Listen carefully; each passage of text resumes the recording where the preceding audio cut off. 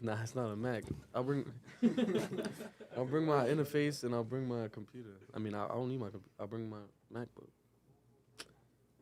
Guys Are think we I'm live? crazy. Sway? No, not Sway. What am I saying? Angela Yee, Charlamagne the God. Are we live? Let me see. Nah, it's good though. Yes, Can it's you just valid. Open it all. It's valid. You can It's valid. close it a little bit. No, yeah, because the screen. Yes, sir. We are live. All right. Send the The picture. link. I'll send I got everything. the link already. All right, we are live. Club Ambition Podcast. Welcome everyone again. Another episode, 151. A lot to talk about today. Special news to break in the beginning. Rhode Island based. But real quick, let's play Rhode Island record right here. My boy Drama, Family Feud. All right, I'm gonna text y'all all the link as well right now as this song plays.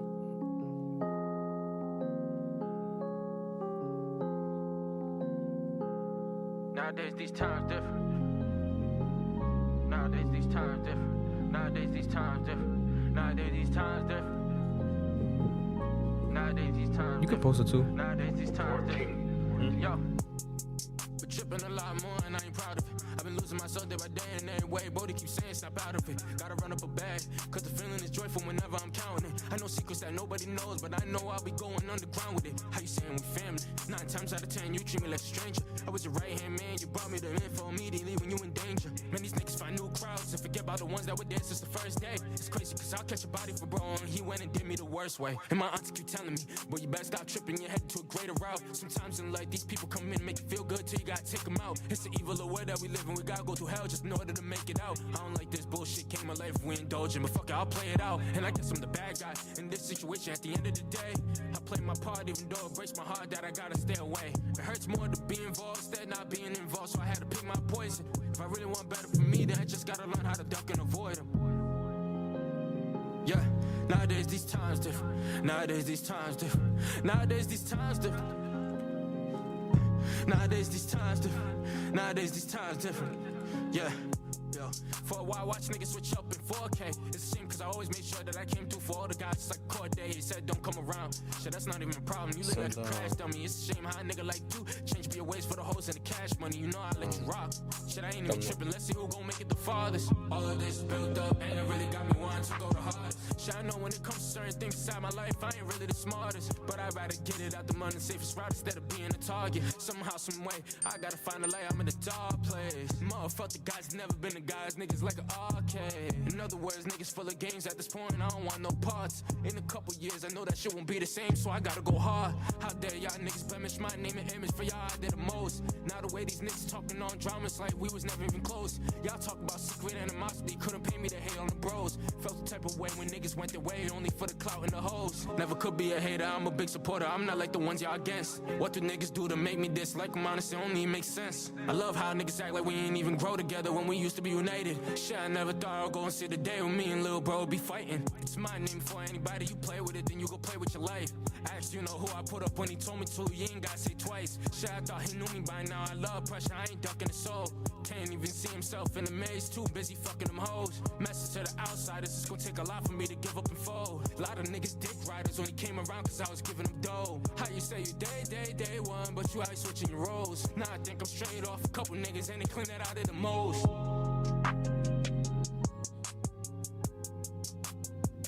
Yes, sir. We are live. We are live. Thank you guys all for joining us again for another live stream. Club Bishop Podcast, episode 151. I am Sound. I am here. You got Marloon. I joined the Chubb Corner today. Chubb Corner today. You know what I'm saying? Got Noel in the cut. You guys are gonna see him briefly. But for starters, man, every week, as we say, every single week, Rhode Island to the world. You know, small state with some of the biggest creatives in the world, some of the best talent in the world, has always had some sort of connection and attachment to Rhode Island. So, without further ado, I am here to announce, you know, premiering the news officially now. We are doing a live event show. That's right, a live event show in collaboration with Juan Wilson, Juan the brand, and Don Coogee. It's going to be next month, which basically now this month, actually. September's already here, so it's going to be September, 15 days from now, 2 weeks probably from the time of the promo drops tomorrow. September 17th at the Alchemy in Providence, around Providence downtown area. And the idea basically is to highlight 5 local acts that I believe, in my opinion, are the best currently locally that are here, based here, live here, and that represent what it is to be an actual artist from Rhode Island. My favorite Rhode Island artists, my 5, well, including Y Try. Y Try is going to be the wild card because Y Try is not from Rhode Island, but he basically lives here all the time because of, let's just say his love interest, per se. But Y Try is Massachusetts-based. Y Try is Massachusetts-based. Very excited for this, something that I've been planning on trying to do throughout my entire life, something that I think it needs to be done. Without unity and without actual collaboration, I think that the state of Rhode Island is not going to go anywhere. So this is just a sample size of many things that we can do and will continue to do. And this one is kind of on the last minute side of things, but everything has been going great and organically. So I'm going to introduce, we have 4 of the artists that are going to be at the event live that night. The link is going to be available also in the description of this and also on social media for you guys to attend the event. It's going to be a 300 capacity event. Tickets are going to be $5, and there's also going to be free RSVP available for the first, I believe, 20 entries of people there. We're also going to have vendors there. We're going to have merch. Some of these artists might, if they have anything available, we'll have merch there at the event. A table for merch. It's going to be a way for you to support Rhode Island, support us, meet us. I will be there if the gentlemen are available. Marloon, Noel will be there if they're free. And it's something that is necessary and is needed. So without further ado, again, we have 2 artists first, 2 of the 4 Rhode Island artists. We have all Rhode Island acts that are going to be there in-house. We have Nino, we have Joe Thunderstorm, Nino Francis, Joe Thunderstorm, Swifty, and we have Mo Bangers. And let's do it. Real quick, we have the first one right here, Swifty. You know what I'm saying? You guys have seen him before, heard his music on here before. Tell the people where they can find you and anything you have right now, you know what I'm saying, currently out, brother. Right now, you can find me on all my socials is Lil Swifty _. But if you search me up on streaming platforms, it's Swifty with a $. All my shit comes up. Yeah. Right away, so. And what do you got? What do you have out? What do you have out right now? I just dropped the album. Yes, sir. Titled Swift Show. Yes, sir. 12 tracks on there. I got a feature with my boy Vontae the singer. He's like Cash. He's in Cash Cobain's camp. That's kind of going up right now. Not gonna lie, but yes, sir. Album on the way, videos on the way, all that's on the way. So. Shout out to the chat too. We got Sprite Boy Tim in the live chat. We got Wordo. Shout out there. Yes, sir. And again, now we have his first time in the studio. Without further ado, an honor to introduce one of my favorite artists in Rhode Island, Nino Francis. Habla ahí la gente. Yo, what's up? Get up, good. It's your boy Nino Francis here from Providence, Rhode Island. We love it. I go by Nino Francis, like he just said. You can find me on all socials at ninofrancis.mp3 or Nino Francis MP3, just flat out. And then I'm on all major streaming platforms. I got a bunch of music out. A lot of it is recent. Go peep. Yes, sir. And since we're already here, let's do some quick, just brief, I guess, organic question. When it comes to, especially the 4 of you, you guys are each Rhode Island artists. What would be one sentence to define you as a Rhode Island artist? When someone were to say, oh, check out, let's start with Nino. If someone were to be like, hey, Nino, let's check out his music. He's a Rhode Island artist. What is the sentence that goes in mind in your opinion to describe what that means to you, being a Rhode Island artist? I would say for someone like me, I would say if you ever peeped me as an artist, you would say I got a lot of range, for sure. I could go anywhere, do anything with the music. Yeah, I agree. Any new things you have coming, Nino, or something that you want to announce? Any musicing or anything just in general? I got an EP on the way called Demo. It Yes, should sir. be on the way in the next couple of months. Just wrapped up the mixing and the mastering, but it's on the way. Very excited for that. I was able to hear some of that A lot of fire on the way from Nino and Swifty. What would you say to someone when they say, you know, what is your sentence to coincide that answer? You know, Swifty's a Rhode Island artist. What does it mean to be a Rhode Island artist to you? That's a tough question. So I gotta come up with a sentence. Yeah, to whatever. Describe me. Yeah, it could be a sentence, word, or any thought that comes to mind. Oh man, struggling. I don't know. I've heard a lot of people say I'm the horniest nigga in Proud, but There we go. other than that, there we go. We're gonna stick with that narrative. That's a good for one. now. That's a good one. But nah, definitely always been authentic, always been organic, you know, try to pave my own little path for myself and I don't know. I mean, I've always just been unique and just being true to what I like and making music that I want to hear. Yes, sir. But Rhode Island's a crazy place because there's so many different aspects and things that can influence how we sound, but I still feel like I try to stay true to myself, so I don't know how Yeah. else to answer that. Not for nothing, but he worked hard too. Yeah, We gotta man. give him that. Yeah, it's hard work too. He That's- worked hard, man. You All know, these people Swifty, work you hard. know it's hard work, man. It's Yes, sir. a lot of, you know, just like Nino, we do all this shit ourselves. So, Yes, sir. like, you know, when you the engineer, when you the producer, when you all these things, it's like, I don't know, just takes a different level of discipline and shit. So I can't really give y'all a better answer than that. That's good. That's good. That's better than nothing, bro. That's good. And also now we're gonna transition to we have two more artists that are here. The other second half of the four that's here, Rhode Island acts. We have Mo Bangers and Joe Thunderstorm. Mo, swap with Swifty, and Nino swap with Joe real quick. Yes, sir. This is live, everyone. Live production. Yes, sir. You out, Swifty? You Hi, got bro. bro. Tato. All right, be smooth, bro. Good luck with the video. Is Mo good or you gotta zoom out? Let's see. Mo's a bit taller. Let's see if he looks good. There we go. There we go. Yes, sir. Mo Bangers in the building, real quick. Tell the people where they can find you, Mo, and anything you have currently out or anything you have upcoming. You can find me at Mo Bangers, MoBangaz on all platforms and every social media as well. What was the other question? I don't even know. Oh yeah, anything. Oh yeah, anything you have coming soon. Anything you want to pre-announce. I ain't dropping like 6 months. I'm dropping 4 songs. Okay. As soon as everything's ready. It's called High Stakes. Yes, sir. So be on the lookout for that. Okay, very, very excited for that.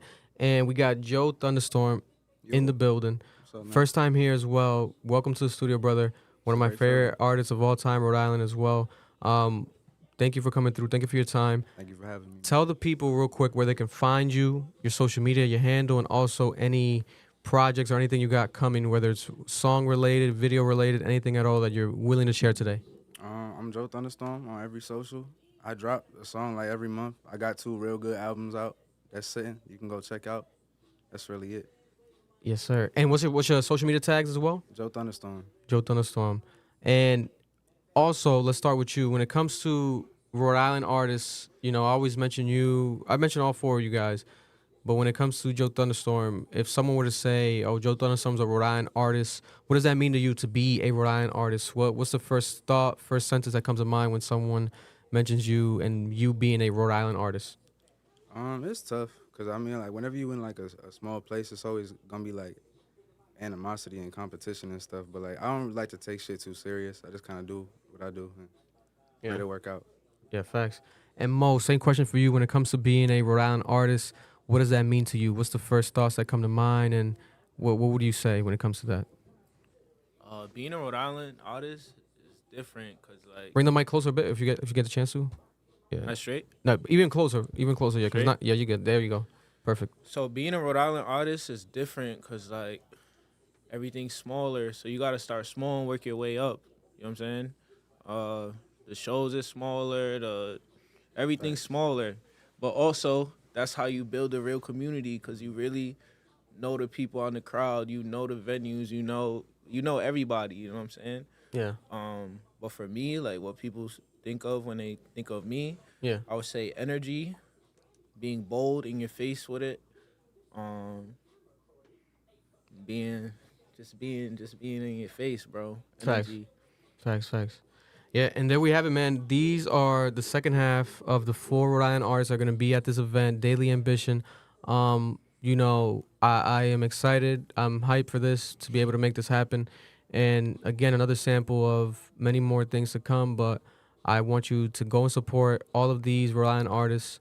We're going to make a playlist eventually with their music to their liking. You're going to see photos and everything. You're going to see very, very dope professional rollout. So I'm very hyped and excited. So thank you, Mo, and thank you, Joe, for coming through and sharing your time with the people. Round of applause real quick.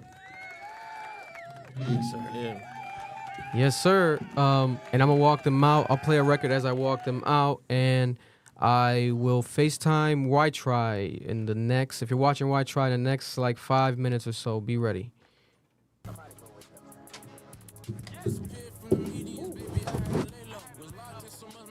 How was that?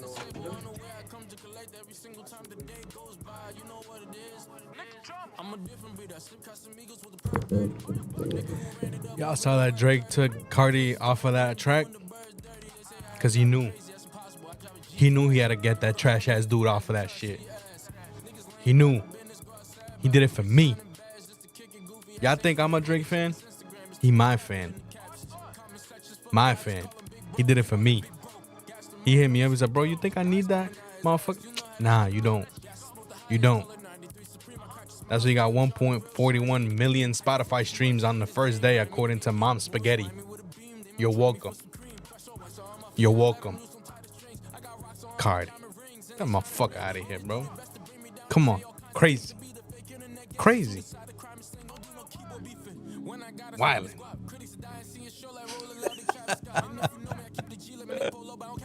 Hey, listen. He fucked up leaving me right here by myself on the camera, guys. What else you want me to talk shit about? Let me know. You hear about Sony putting up pre-save for Feature's new mixtape? I didn't hear that. That's a thing now? Am I still rocking with Nav? Yo, I haven't. Honestly, his last joint wasn't bad. I've always rocked with Nav. Always. I never had anything against him. But I don't know if he's gonna come back, to be honest. I don't know. I can't remember the last time Nav was even mentioned. Crazy. But he's good though. At least, well, he has good tracks. He has good. But I don't know. I can hear Joe Rogan in my head. Put the microphone about the what? Hold up. The thing be blocking it. I can hear Joe Rogan in my head. Put the microphone about the size of a fist away from your mouth. Oh, you're good. No, it's fine. Away from your mouth. Nah, y'all gotta hear me loud and clear. All depends on the next album, in my opinion. That's a fact, yeah. I don't know when that's coming, though. When is the SOD remix featuring Lil Swifty coming out? That's what we're waiting on. That's what we're waiting on. Can't say too much. The Nave after a certain point became unnecessary. Folks act like myself. And his hold first wasn't on repeat at the time. Nah, Nav definitely got a lot. I don't know what this kid's playing anymore. Nav is definitely crazy. Niggas hating on Nav? Yeah, but he's not bad. He's really not bad. No, he's not. He's not. When K-Dot dropping next month? K-Dot's not dropping next month. Why are you lying to them? K-Dot's dropping next month. Yo, stop lying to the fans, bro. He's dropping next month. He's dropping them all. He's dropping next month. Houdini finally dropped. Yeah. Victor reacted to it. Yeah, he reacted. Go watch that because I'm not listening to it. Yeah. No, I listened to, I think, like 3/4 of it. Wasn't bad. I listened to half of it. I'm not listening to the rest. It's 2024. I don't want to hear Eminem sound like 1998. Marloon props from Portugal, following since 2017, 2018 because of X. Thank you for the love. We appreciate you. Without y'all, we ain't shit. That's a fact. That's what he always says. That's a fist away. You see, but now I'm going to be really quiet. Does this sound better or does this sound better? You know what I'm saying? Let me know. Now, I've always been a good artist. Some of his albums just weren't for me. I mean, I can see that. That's an argument, you know. It's respectful. I respect that argument. It's cool. You know, there's artists that I don't like, and I don't like the albums and shit like that. They have some good songs, and they're artists for a reason. You know what I'm saying? Certain people like them, so like I gotta respect that. At the end of the day, except Carti, because he's trash. But other people, for sure. I think everyone expected Nav to be on Travis level. That's why he's hated on. Nah, there's no way. If people did have them expectations, they're fucking smoking dicks, because how you gonna do that? How you gonna put Nav at Travis level? I understand they had like, you know, good chemistry and shit like that, but that's not happening. It's crazy. Trell. Was good, was popping. K-Dot dropping a Drake feature tonight. Bullshit. Listen, Y'all wish. people would start fucking passing out if that was the case. Yo, I'm gonna tell you something about K-Dot. He gonna do whatever he want. Let him know. Hold up. Oops. K-Dot gonna do whatever he wants. Every time y'all predict something, it's never gonna happen because he's gonna do whatever he wants. It's a fact. Yo, you know what's funny? There's a What? running theory. Drake's gonna diss him, and K-Dot gonna say nothing back. You think so? I actually believe it now. Because that's the ultimate disrespect. You're not even worth the fight. I wouldn't mind that. That'd be hilarious. Unless it's some crazy ass diss. No, it'd have to be a crazy diss. Nigga If have it's to, some like disrespectful shit, yeah, you know what I'm saying? he'd have to torch his family. Like have yeah, crazy dirt on him. Yeah. It'd be disrespectful. But like, I'm gonna let y'all know right now, that nigga Drake gonna be swinging at air. I feel so bad. Using academics as a source is crazy. Who's using academics as a source? Ain't no one ever mentioned that. I didn't even like academics. I used to travel in my mind with Nav a lot. I think the problem is same sound. Music kind of looked the same. Okay. I can see that. I don't think so. I can see that. Because Nav changes sounds. He does have some songs that are very similar. Yeah, but like his biggest songs are all sounds he hopped on with someone else. Like the Gunna song, that sounds like a Gunna song. When we was featuring Gunna. Yeah. The recent one with Cash, that's Cash's beat. Like he's So would you say at this point he's better at features than his actually own tracks? no, these are his tracks, bro. These are his songs. Yeah, What but people he's- featured on it is that he okay. knows how to hop on a nigga sound. He knows how to hop on niggas then. Yeah. He's low key a little Drake. He's a little Drake. He's a little Arabian Drake. Yeah.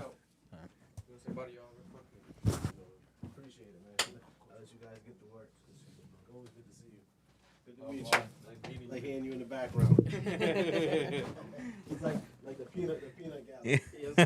Nah, that's hilarious. I got him in the background. He got to throw his. It wouldn't even be a diss. It's probably be a sneak jab. Knowing how Drake is, for sure. What y'all on this week? I don't know what we talking about today. Woo! Should Drake take a break or just keep dropping? He should just keep dropping. Might as well. How do we look? We look good? Everyone? We look toasty, bro. No music playing? Nah. Cap Crew, you guys are our producers. If you're watching live, you are part of the production team during this live podcast like we do every single week. Little Rhode Island introduction right there. One of many things. That was pretty cool, man. I like That shit was wavy. I like seeing. That was a vibe. Yeah, I like seeing artists come together. We never did some shit like that before in Rhode Island. That shit was dope. Might shed a tear. Big bringing together the niggas. Oh my god. Let's call Y Try real quick. While we're here, shout out to Y Try. If you've been waiting, pardon me, brother. Had to talk to Juan real quick. I'll just put him on speaker. Y Try is the 5th artist at the event Daily Ambition happening September 17th. He is Massachusetts based, but he's Rhode Island by love. You know, if you know, you know. He's one of those. So it's basically a New England representation. He's been on here before as well. We had him on when we interviewed him recently for the Fortnite placement as well. Round of applause real quick. We got Y Try on the FaceTime. Yes, sir. Put the solo camera real quick, Mark. What's going on, good people? What's going on, good people? You know what I'm saying? Talk to the people real quick. Tell them where they can find your social media, your tags. You know, give them a quick little rundown of who Y Try is. Yo. So it's Y Try, the Crunk Lord. You can find me everywhere at WHYTRI. That's Facebook, Instagram, Apple Music, Spotify. Everywhere Beautiful, Everywhere Jiggy, man. I am the artist behind the Hades Lobby music on the new Fortnite season. And yeah, I'm like the king of side quests. Side quest king, baby. He's like the Snoop Dogg of Massachusetts. At this point, man. Yo, bro, did I tell you I'm walking in Fashion Week? No, round of applause. Congratulations for White Tribe. I did not know this. New York Fashion Week? Side quest complete. Yeah. Huh? New York Fashion Week? New York Fashion Week, bro. That's this month, right? That's what's September? up. Congrats. Side quest king, Sunday. bro. Side quest king. Oh, can we reveal more details? Like is it going to be who you rocking for or? Yes, I am walking for. I'm walking for Roxy Lazama. Okay. And I am I'm wearing pieces for a brand called Major Hitters. Okay. Based out here in Brooklyn, New York. They both sound like dope brands. Those dope names got to be some dope clothing. So congratulations to you, brother. Congratulations. Absolutely, man. Yeah, and talk to the people real quick. What can they expect to see from you September 17th? You know, because we've been to a couple of your shows. We already know how you get down. But for those who haven't seen you live, what can they expect? September 17th, you guys are going to see some rage. You guys are going to see some introspectual stuff. You guys are going to hear some new stuff. You actually hear some new stuff off the new album. Last time I was up, I played you shit off my new shit, but now I'm playing. Now I'm probably gonna do some new shit. Yeah. Oh shit. Yeah, bro. I'm locked in. I'm saying this right now. Listen. I'm saying this right now on the mission right now. Working on this new album has taught me one very important thing, and this one very important thing is the only thing that's standing between me and Travis Scott right now is the budget. And I stand 10 toes. I'm so serious. I say that with the most seriousness, bro. I stand 10 toes down when I say this. I love that. I love that energy. I love that. Come on, we gotta be honest. You know, You know what I'm saying? I think you may be able. I think you're able to out rap Travis Scott. That's without a doubt. I don't know. I think I can 100% out rap and outperform Travis Scott 100%, bro. If you see this, listen, Trav, you see this, bro? That doesn't mean I don't want to get signed, bro. That does not mean I don't want the deal. No feature from the Cactus Jack team coming. Mean I don't want the feature. That doesn't mean I don't want the deal, my boy. But listen, when it comes stage to stage, performer to performer, bro, we're not seeing me, good buddy. Yes, sir. And real quick, we had a conversation with the people, you know, with the artists that were here. The idea of getting a collaborative record done together with all of you, they are 100% down. Are you willing to participate? And also, when it comes to the idea for the details, they're in agreement. They want to do a record, pre-record it, but then do kind of like a cypher performance in studio. And it could be done prior to the show. Doesn't have to be. It could be done after the show. As long as there's something that comes from this collaboration that lives on longer than just an event, it could be a piece of media that people can reshare for the rest of their life online. So if you're willing to participate in that, I'll keep it locked in, more updated in the group chat. But I'm highly excited. I think this is a fire thing right now that's gonna happen. So I know you're gonna kill it. I already feel it. Yeah, man, I'm down. I mean, I'm in the studio 10 to 3 every day next week. So God damn. I'm locked in, bro. There's some days I think I have a late session, but I can find out what days those are going to be. And if not, if you want to do it like this upcoming week, I should be able to make that happen, whether I record it at my studio or I come up and do it with everybody. Perfect. Now say no more. I'm very excited for this. This is gonna be beautiful. And again, everyone, round of applause for Why Try on the FaceTime. But if I can't see y'all, but I know y'all motherfuckers is beautiful, bro. Thank y'all for tapping in with the ambition and being so. Hey, yo, look, put the camera on that fucking handsome motherfucker in the back behind the screen. Make sure niggas know who's working the camera work, all right? I see you, my boy. I'm gonna get you that shine, brother. Yes. Appreciate you, my boy. Yes, sir. Of course. Yes, sir. Yeah, man, September 17th, we locked in. We going crazy, bro. And tell the people you mask, but you basically you You borderline Rhode Island as well. I would say you're like a Yeah, 25% DNA in Rhode Island in your blood. type shit. I'm like Rhode Island Enigma. I'm like a Oh my sure. God. He pops out and disappears and pops out again. Yeah, it's funny because a lot of people still think I am from like Rhode Island. Even when I got the Massachusetts write-ups for the Fortnite stuff, they thought I was from Rhode Island first. Wow. So I'm glad that people make that connection, man. I'm just glad I'm able to like put New England on the back, no matter what place it's from, what place it is. 100%, bro. Regardless, we're always proud to, have you as a part of Rhode Island history in any way. So, thank you for everything you do. And again, I'll keep you updated. Thank you again for the call. I love you, brother, and be smooth, bro. Enjoy your night. All right, y'all be good. Y'all be wavy. Y'all keep doing your thing. September 17th. Hey, listen, if you're seeing this, if you're in the New England area, even if you're not in the area, if you got to hop on a bus, hop on a plane, hop on a boat to get to the train, to get to the plane, bro, do what you got to do because September 17th is going to be, Chef's Kiss is going to be crazy. You don't want to miss out. Yes, sir. And that's coming from the man himself. Why I try to crunk Lord. With that, I am out. Much love, brother. Thank you very much. Be safe, bro. Love, bro. There we have it. That right there. Daily Ambition happening. You already know the vibes. Very excited for this. Yeah, man, Rhode Island's the fucking shit, bro. We're the shit, bro. This state, we got a lot of shit coming. But Cameron Noel, we got to do his little introduction. If this is your first time tapping into the Club Mission podcast, we got the co-host right here, Noel, in the building. Oh, shit. Damn. He wasn't on Left camera. me hanging like the back It of the old wasn't, days. it wasn't on camera. And we got Marloon in the cut, producer, co-host extraordinaire right there. I'm that guy that Playboi Carti hated. That's yes, me. sir. And we got some news to cover, guys. As you can see, we have Travis Scott. It seems like he's going to outsell Sabrina, Carpenter. Academics posted a leaked photo from the Billboard charts. I've never seen nothing like this before. It's weird. We're going to address that really soon. 50 Cent is calling out Dame Dash and telling people that he's broke. But Dame Dash did tell us all that he is broke. And we're going to talk about what he's going through right now, the irony of the Dame Dash saga. Isn't that why he's selling the catalog? Yeah, that's why he's selling the catalog.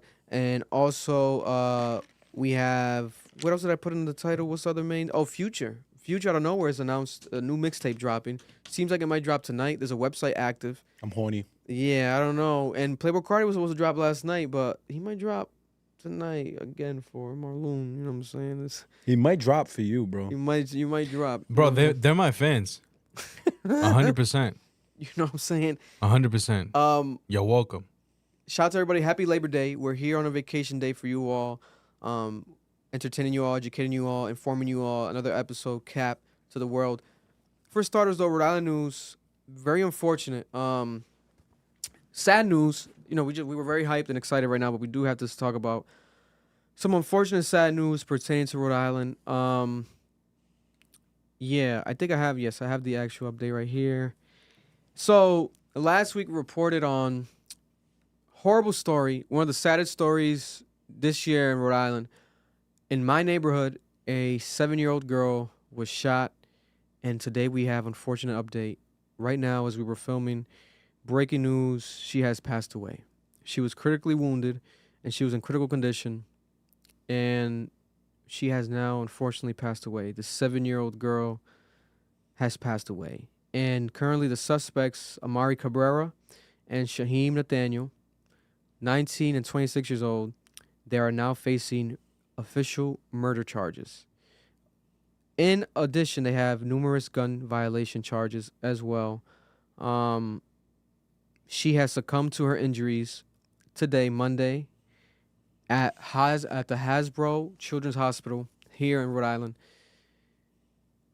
What the fuck? This shit is crazy. We gotta do better as a community. These men now, their lives are gonna be done. And for what reason? Now we have a young girl. Her life is gone way too soon. 7 years old.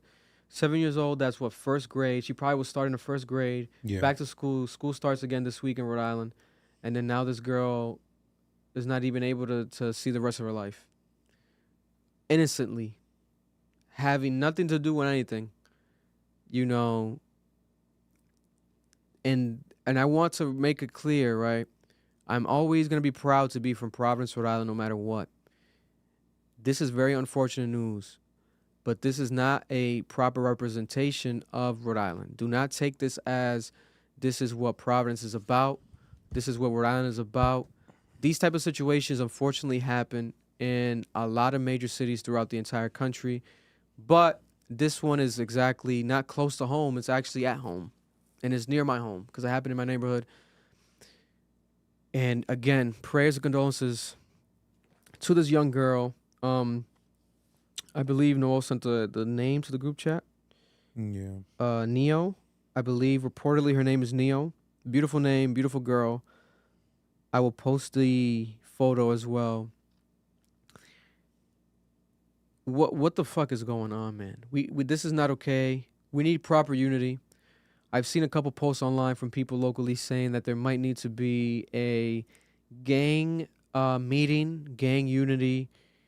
Am I hopeful of that happening? No. But guess what? It is a possibility. I think the leaders of our community, that means people who are OGs, and I know some of you need to speak to the younger people that are in your community, are involved in your family, your friend groups. We need to advise them. There's no place in anywhere in the world where a 7-year-old girl should be shot dead. There's no justification for this, right? And from what I'm hearing allegedly, this is not necessarily even like a major gang issue. It's more of a smaller, younger group issue. Something that it seems like obviously is pointless, reckless, and could have been 100% avoided. No one should have been shot that night, let alone a child. But I did want to take, that was so crazy to me that I had to like come into the studio, I think it was on Friday, to record like an emergency pod like for Patreon, because I had to just talk about that, talk about other things, but I was like, no, I felt emotional. And this is before knowing that she's now passed away. So prayers and condolences to this child's family. This is disgusting. But I did want to get Noel's take on this and Marloon's take on this. We haven't had their opinions shared on this unfortunate, sad, one of the saddest nights that I've experienced as an actual journalist, doing my job, doing our thing as a media piece, media coverage in Rhode Island. This is some of the saddest, if not the saddest story I had to cover, because now we have her dying. And I didn't expect that, to be honest. I thought she was going to pull through. But yeah, Noel, your thoughts on this? So allegedly, from what I've heard and what I've seen on the news, obviously wasn't the intended target. They got information that someone was going to be at that house at that time. And the most frustrating thing is, like, it's 7 p.m. It's the summer. The sun is still out. You made a decision to do that at that time. We need to have a deeper conversation about the consequences for our actions. Because a lot of times when we talk about them, it's very individualistic. It's very like, oh, if you do that, you're going to be in trouble, versus if you do that, you're going to affect your community and the people around you. You know, I know a lot of people who are in this street shit, and they will tell you, hey, like, oh, I'll crash out on him if I see him. And I always tell them, bro, you got to think about, like, the consequences of that decision. Like, you don't know what's going to happen. You don't know if someone might die that wasn't intended. You don't know if you might get caught in that moment. You don't know. Like, there's just so many unknown variables when it comes to just taking that decision. And it can even be just being in a fight. You fighting someone, you hit someone hard enough, they can die. And the act of violence itself comes with a lot that people never consider. So it's really just depressing to hear that those two gentlemen were never taught in life properly the idea of stepping back and actually having a conversation with yourself and asking, is this worth it? Are my consequences worth what's about to happen? And what ended up happening was they took a child's life, and now they're going to spend the rest of their life in prison if they're not killed in prison. So, you know, that's sad and that's depressing. And I'm not going to condemn them, because I've almost crashed out myself and, you know, done some horrible things. We've talked about this on the pod last year.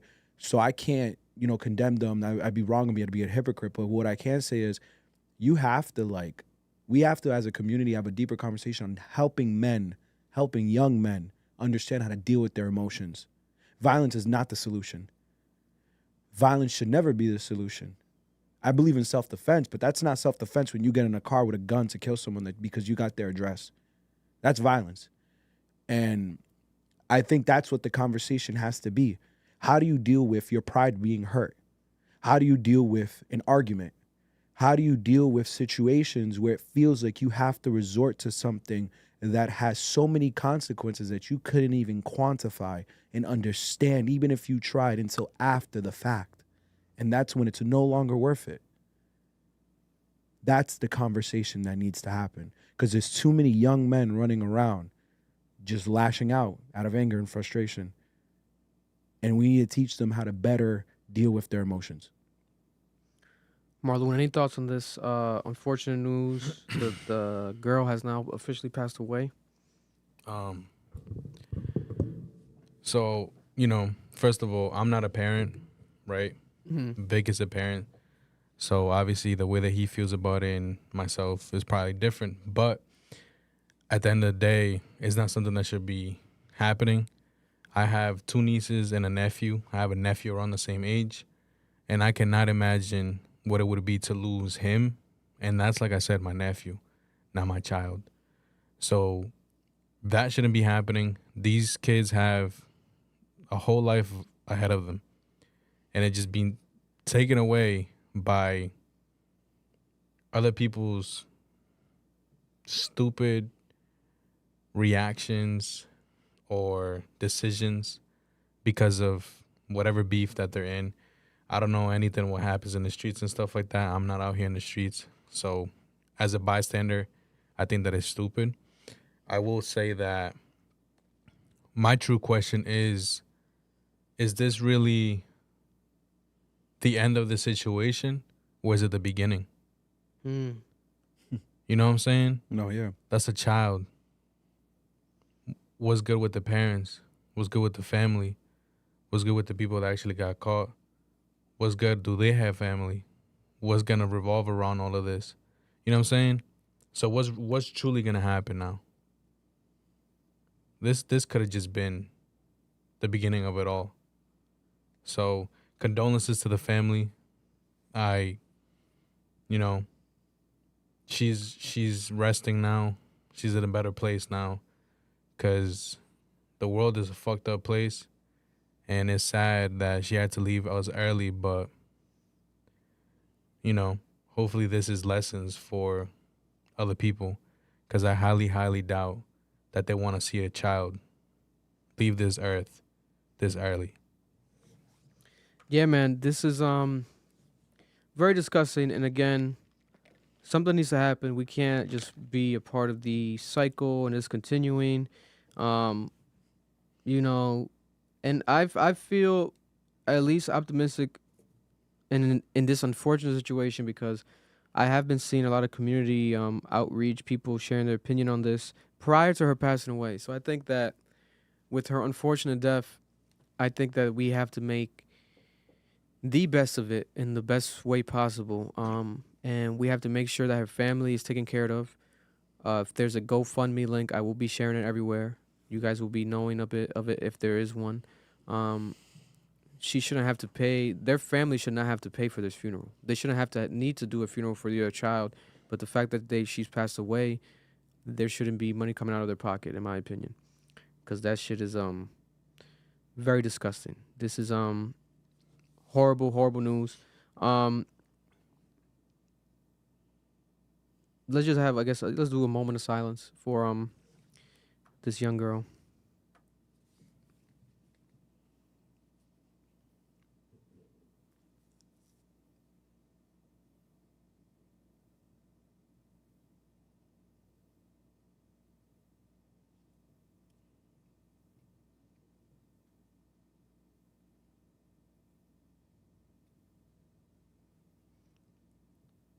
And there we have it. Condolences again to her family. May she rest in peace. Continuing Rhode Island news, there is a story I wanted to cover that is more of a entertaining one, even though it's crazy as well.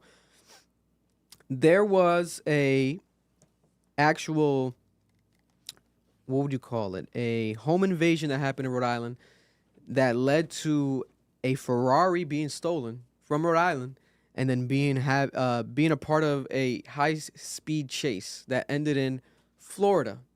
and this is all tied back to Rhode Island. So there was a 24-hour difference from the actual high-speed chase and in the capture of the men that were wanted by the police in Rhode Island. There's videos of the release have gone viral. Videos released have gone viral of the actual capture and the Rhode Island actual police involvement and the Florida police, well, I guess the Flagler County Jail involvement.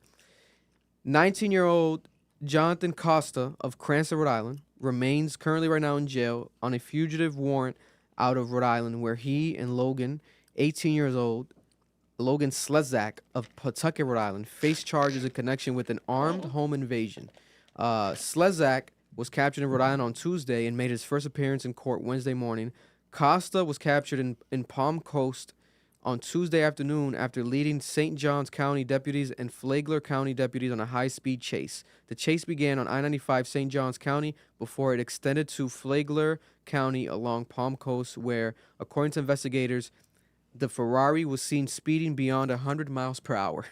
Jesus Christ. You know, insane. He was driving through intersections, nearly colliding with a truck, almost hitting a truck.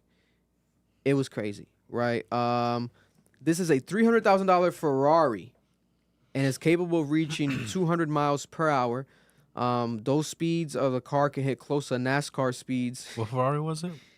I'm trying to find which one it was. I'll send you the article. That way you can just look at the photo. Yeah. You'll probably be able to tell by looking at it. It's like a navy blue Ferrari. Did they say if there was any correlation with the shit that happened where I work? What happened where you work? You didn't see? They tried to steal 3 cars? No. Yeah, I sent it on the text. Really? Yeah. I'll read that as well. But at your actual porch store? No, they tried to steal 3 Infinities. Oh my God. Yeah, like at 5 a.m. It might have been the same week. people. It might have been the same people. Let me see when it comes to the Rhode Island report here. As far as, okay, meanwhile, back in Rhode Island, a prosecutor who spoke to Slezak's first appearance, et cetera, et cetera. The prosecutor said that they demanded one of the adult victims hand over the keys to a Corvette and a Ferrari 488 Spider. This is the Lexus shit you was telling me about, Marloon? Is Nah. the Lexus stealing you was telling me about? I think it's different. No, it was 3 Infinities. I think it's different. Let me see. Police spoke to homeowner who said her nephew Costa and his friend Slezak had been riding in the Ferrari. Surveillance footage and statements provided by the witness led police in Rhode Island to obtain a arrest warrant for both of the men. This is crazy. So they stole both the actual vehicles from Rhode Island, and then the vehicle ended up being taken to Florida. The Ferraris? The Ferrari. How the Yeah, fuck you get a that's what they Ferrari to caught 'em. Florida? What you mean, bro? What It's you a mean, Ferrari. bro? Just gotta put mad. You know how much gasoline these motherfuckers must have spent? This sounds like something like out of Grand Theft Auto. Like They drove it there? they drove it all They the way didn't put there. it in a truck? No, I doubt This it. isn't a laughing matter, right? But This nigga might say fuck, something. fuck, that shit had to have been fun, bro. Oh, the car. Oh, without a doubt. Bro, driving all the way to Florida and shit like In a that. bro. Ferrari? Running from the cops, real life GTA shit, bro. Nigga. Wow. Yeah, no, this is crazy. Those are stupid but real niggas. Look at that. Because my thing is, like, when it comes to that, right, what was the plan? Probably to scrap it. Maybe someone you could sell it in Florida? That's what I'm saying. Not the docks here. They just sent it to China or some shit.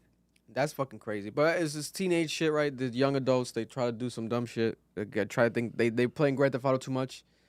I don't fucking know. Imagine flicked up next to the Ferrari you stole in Florida. Taking pics with the Ferrari. I'll be in Miami running amok for 2 hours. Bro. Jesus Christ, bro. Jesus Christ. But yeah, Ferrari stolen. Is it 300,000? That's a good car though, right? That's a Spider, Marloon. That's one of them good shits. I'm trying to see the video and picture that they got his ass. Nigga, I'm turning this fucking AC off, nigga. It's the Are you fucking- cold? Bro, it's cold as shit. Yeah, I got issues. God bless. Where's the story that you sent, Marloon? Is it in the cat That's the group thing. chat? I don't know. No, it's not a story. I just texted y'all. Like, Oh, that it happened. like yeah, like the police were there when I pulled up in the morning to go clock into work. So Like the cars were Marloon there. heard while he was at his job at Porsche that in Hey, don't well, not say it Porsche. too loud, Well, huh? yeah, you work at the headquarters of Porsche in Miami. You work with the CEO and what's his Yeah, name? it's Bobby. too loud. Bobby the People CEO. gonna start showing up, be But like, yo, Porsche / Ferrari, Marloon works at every exotic car place, guys. He's out of here. Number one seller. Yeah, number one seller. But so it was at Jaguar that the Jaguars were taken? No. Infinities were taken. Infinities. Yeah. At Infinity. Yeah. So when was this? This was last week. I don't remember what day it was. It was like at 5 a.m. though. Who goes to steal cars, first of all, like at sunrise? You know what I'm saying? Them niggas woke up with evil on their Bro, mind. go do that shit at 2, 3 in the morning when it's dark out, bro. Regardless. So they tried to steal 3 Q50 Infinities. And funny thing is, like, where I work at, they closed off, like, all the exits and shit like that. Mm-hmm. So, like, it's a campus, right? Because it's the auto mall. So the whole middle section and shit is open. So they're like, oh, shit, we got it, bro. You know what I'm saying? They got into the cars. They're driving around. And as they're trying to get away, they crash into, like, 2 other cars. God damn. Jesus Christ. Yeah, they crashed into 2 BMWs. How? Or I think a Mini Cooper and a BMW. God damn. Because they ended up seeing security. Security ended up pulling around them and shit like that. So I believe it was 3 or 4 people, 3 to 5 people, I think. I think 2 of them got caught, if I'm not mistaken. And they crashed one of them into like one of the door, like the gates and shit like that. But like my thing is like, bro, commit. You know what I'm saying? Commit, bro. You gonna slightly crash the Infinity into the thing. Fully commit. Ram that shit. You know what I'm saying? Mm-hmm. You can at least get away with 1 or 2. You know what I'm saying? Mm-hmm. Not fully committing. So now I think 2 of them are caught, and then the other ones are looking for him and shit like that. Them 2 motherfuckers gonna snitch on your ass, bro. I'm sorry to tell you that. Not of everything, you go for a fucking luxury Nissan Maxima. Crazy, A bro. luxury Nissan Maxima is insane. Crazy, bro. I said the same thing, though. If I'm in that lot, Bro, I'm stealing a Porsche. bro, I'm speeding off in it. bro. But the thing is like, I'm not gonna say too much because people gonna think I'm, Or just say allegedly. Allegedly, Yeah. there's a way for you to program keys if you manage to get into Infinities, and that's all I'm gonna say. Do your Googles. Don't ask me how I know. Nigga, how the fuck did it get colder in here? What the fuck? You're crazy. I think you got issues, bro. Ah, okay. Bro, my AC's been on since cooling, bro. Oh, let me see. I thought it was the okay. Them 50-degree mornings with the AC on. Yo, bro, you know what it be? Cooling. I might still be pegged from yesterday. Pegged? You said pegged? Packed. Relax. Packed. Like shook. What happened yesterday? This thing I didn't tell you? Yeah, I can't say it on live, but this Oh, is I haven't talked about that yet. We'll talk about that after. That was crazy, bro. crazy. That shit was hilarious. It was the funny. I couldn't stop laughing. But I was What low-key happened scared. yesterday? That nigga looked... We'll talk about that later. At your house party? No. But yeah, these throw some D's on that bitch. Yeah, at D's house. Rest in peace, Fatman Scoop. Rest in peace to Fatman Scoop. Fatman Scoop is a music legend. That's right, music legend. Rest in peace to Fatman Scoop. If you're not familiar with some Fatman Scoop, let me play some Fatman Scoop real quick.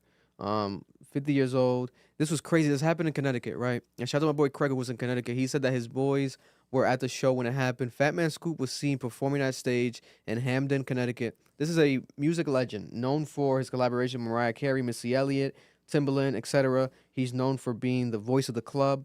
Right? He is the guy that, let me just play one record. I think you guys will recognize his voice immediately. I have the video right here. His music videos were classic old music videos.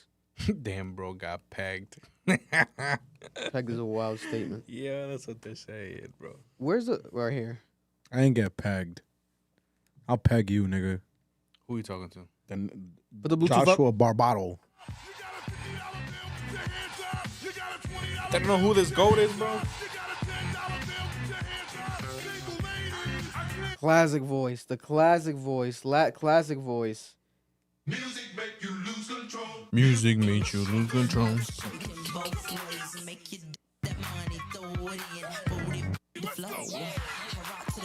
The voice in the background, Fatman Scoop, right? But he was seen, bro, on the stage, bro. He collapsed. Out of nowhere, he collapsed, right? But he was taken to the hospital in Connecticut. and Craig told me that everyone at the show was going crazy, like worried. Unfortunately, he passed away that same night. That's insane. Wow. Crazy. This What is was it, like a heart attack? I don't think they released the report yet what happened, but what sucks about it is like this guy's a legend, right? He has made music with reggaeton artists, right? Like because of his voice. So he's been international. He has hit records with like the A-rap music type of house people. He's Skrillex type of shit. He's done shit like that. He's done Spanish reggaeton music. Everything.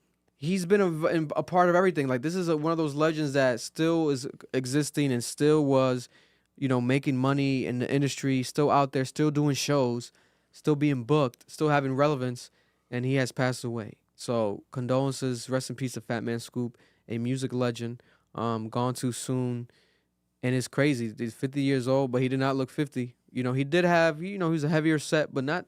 Oh, he might have been obese. I don't know if he would qualify with obese, but maybe it was a health situation. Because he was of a heavier set, but we are still waiting for details and confirmations on the details. But his tour manager broke the news. His tour manager, this white guy that people were questioning, like, who is this guy? Blah, blah. But his official tour manager on Instagram made the post, and he announced that he's like, without excitement, he was like, you know, I'm sad to be the one to announce this, but it's real. This my guy has passed away. So condolences to the legend, Fatman Scoop. But for starters, let's talk about the Big Kahuna. Everyone's talking about it. Travis Scott and Sabrina Carpenter. Travis Scott has dropped 10 years later his re-released mixtape, Days Before Rodeo. I've broke it down on TikTok and on Patreon. You guys can go look it up more in depth. But this is something that has been successful for him, right? We reacted to it. There was hype around it. It felt as if almost damn near Travis Scott dropped another fucking album. But it's the same old project, right? But it was a lot of people's, you know, newer age, younger people's maybe first time listening to it because it's on streaming service now. There's another generation that younger than us that doesn't know what the fuck we had to deal with when it came to Dat Piff, Bear Share, LimeWire. What else? Audio Castle. Audio Castle. Stop triggering me. StopTriggeringMe.com. I don't remember that one. But it was crazy, right? That era of music. And now it's on streaming services. What did Travis Scott do? First day, he dropped it with a deluxe. 5 bonus records. Zip files. We reacted to that it's on Dat Patreon. Piff. Right? But then, the following day, I believe he dropped another version. And then during the weekend, he dropped throughout the week, he dropped a total of 5 extra. So that was a total of 5 in total overall. No, 4 extra, making it 5 total deluxes. So it was 5 extra deluxe versions online for you to purchase. So there's more music than what we reacted to? So Yeah. it was more music. There's like 5 new songs, right? Yeah, some of it is like new shit that people haven't heard, but some of it was like shit that he just remixed, leaked, Okay. and then he put it out there properly. But I think the most important music was the ones that we listened on the first original deluxe. That's the ones that people cared about the most significant music. There was another one on that deluxe that was important. Maybe I think it was another Young Thug one, Yeah. some shit like that. I forgot what it was called. There also was a chopped and screwed version of the album. Gross. Yeah, well, not too gross, bro. It's Houston. No, I know. I love Chopped and Screwed, but like this sounds like what it sounds like. Yeah, Sounds like he's. I haven't heard it yet, so it sounds might like he's- sound good. Sounds like he's farming. But the only way for you guys to get those bonuses was buying the album digitally, $4.99. So every time people would support it, it would be $4.99, $4.99, right? So $1 a track. Yeah, basically $1 track. But fine. every time it wasn't bonus. Sometimes it was bonuses that was just 2 songs, maybe 1 song. So it wasn't like always 5 new records. Nonetheless, for lack of better terms, to cut it shorter, bro, he was projected prior to the announcement of the actual bonus deluxes. He was projected already to do 217 first week, and Sabrina Carpenter with her, it feels like her debut album. Her album was gonna do 317, so she was gonna be number 1. Now, after they had like this subliminal beef online because he was, I guess, reacting to the idea of like, oh shit, that's my projections, let's run them up, because 190,000 people bought the digital deluxes. Insane. He only did streaming worth like 27,000 first week, just worth off streaming. That was the projection, because the 217 was added up with the 190 that was pure sales from the digital albums. People were buying the digital albums, they were buying the bundle packs, buying the vinyls, right, to get the merch and to support Travis and to get the music, because that was the only way you would listen to the music. I wanted that Free Thug sweater, but that shit's mad expensive. Yeah, he did a collaboration with Spider, with Young Thug and him as merch. expensive as fuck, but good What, with quality because it was a the- cactus plant Yeah. as well. So it's good ass quality. Cactus flea market. Flea market. Yeah. Cactus plant flea market. Now, right, Sabrina Carpenter went and she also dropped 2 digital deluxes. She's like, he's dropping digital deluxes. I already had 1 digital deluxe plan. Let me do another one. So she dropped 2, right? And this was like within 24 hours of the week sales calculation ending. So it was like a week. It was Friday night. Because the project dropped last Friday, remember? 2 Fridays ago. So for the full week estimations, right? And for the first time ever, at least from my recollection, Billboard, this went so crazy that Billboard had to delay for a full 48 hours now the projections of the sales. The chart basically crashed because they had to recalculate everything. Because as of today, there was a leaked version that said that Travis Scott ended up outselling her. Because even before midnight, he dropped another digital deluxe. What the fuck? Making it 6 in total versions of the album. And then Kanye West reposted it. He probably hit up Kanye, yo, can you repost this with me, bro? I'm trying to beat this. I'm trying to beat this girl. I'm trying to beat her. I'm trying to beat her. I'm trying to get number 1 off a 10-a-year album. It was crazy, right? Now it's projected. I have the digital that academics broke the story, it seems like. But people saying this might be a fake image. But it says Days Before Rodeo is now projected to do 365,000 first week, beating Sabrina Carpenter, who's now estimated at 354,000. That's really Crazy. good for Sabrina, bro. And also shout out to Post Malone, who's like 3 weeks after his country album, still doing 100,000 a That's week. insane. God damn. That's insane. Where Post people, Malone, Y'all bro. listen to that shit? I haven't yet. I need to. yo, I can't buy the songs off the website. Because it stopped at midnight on Friday.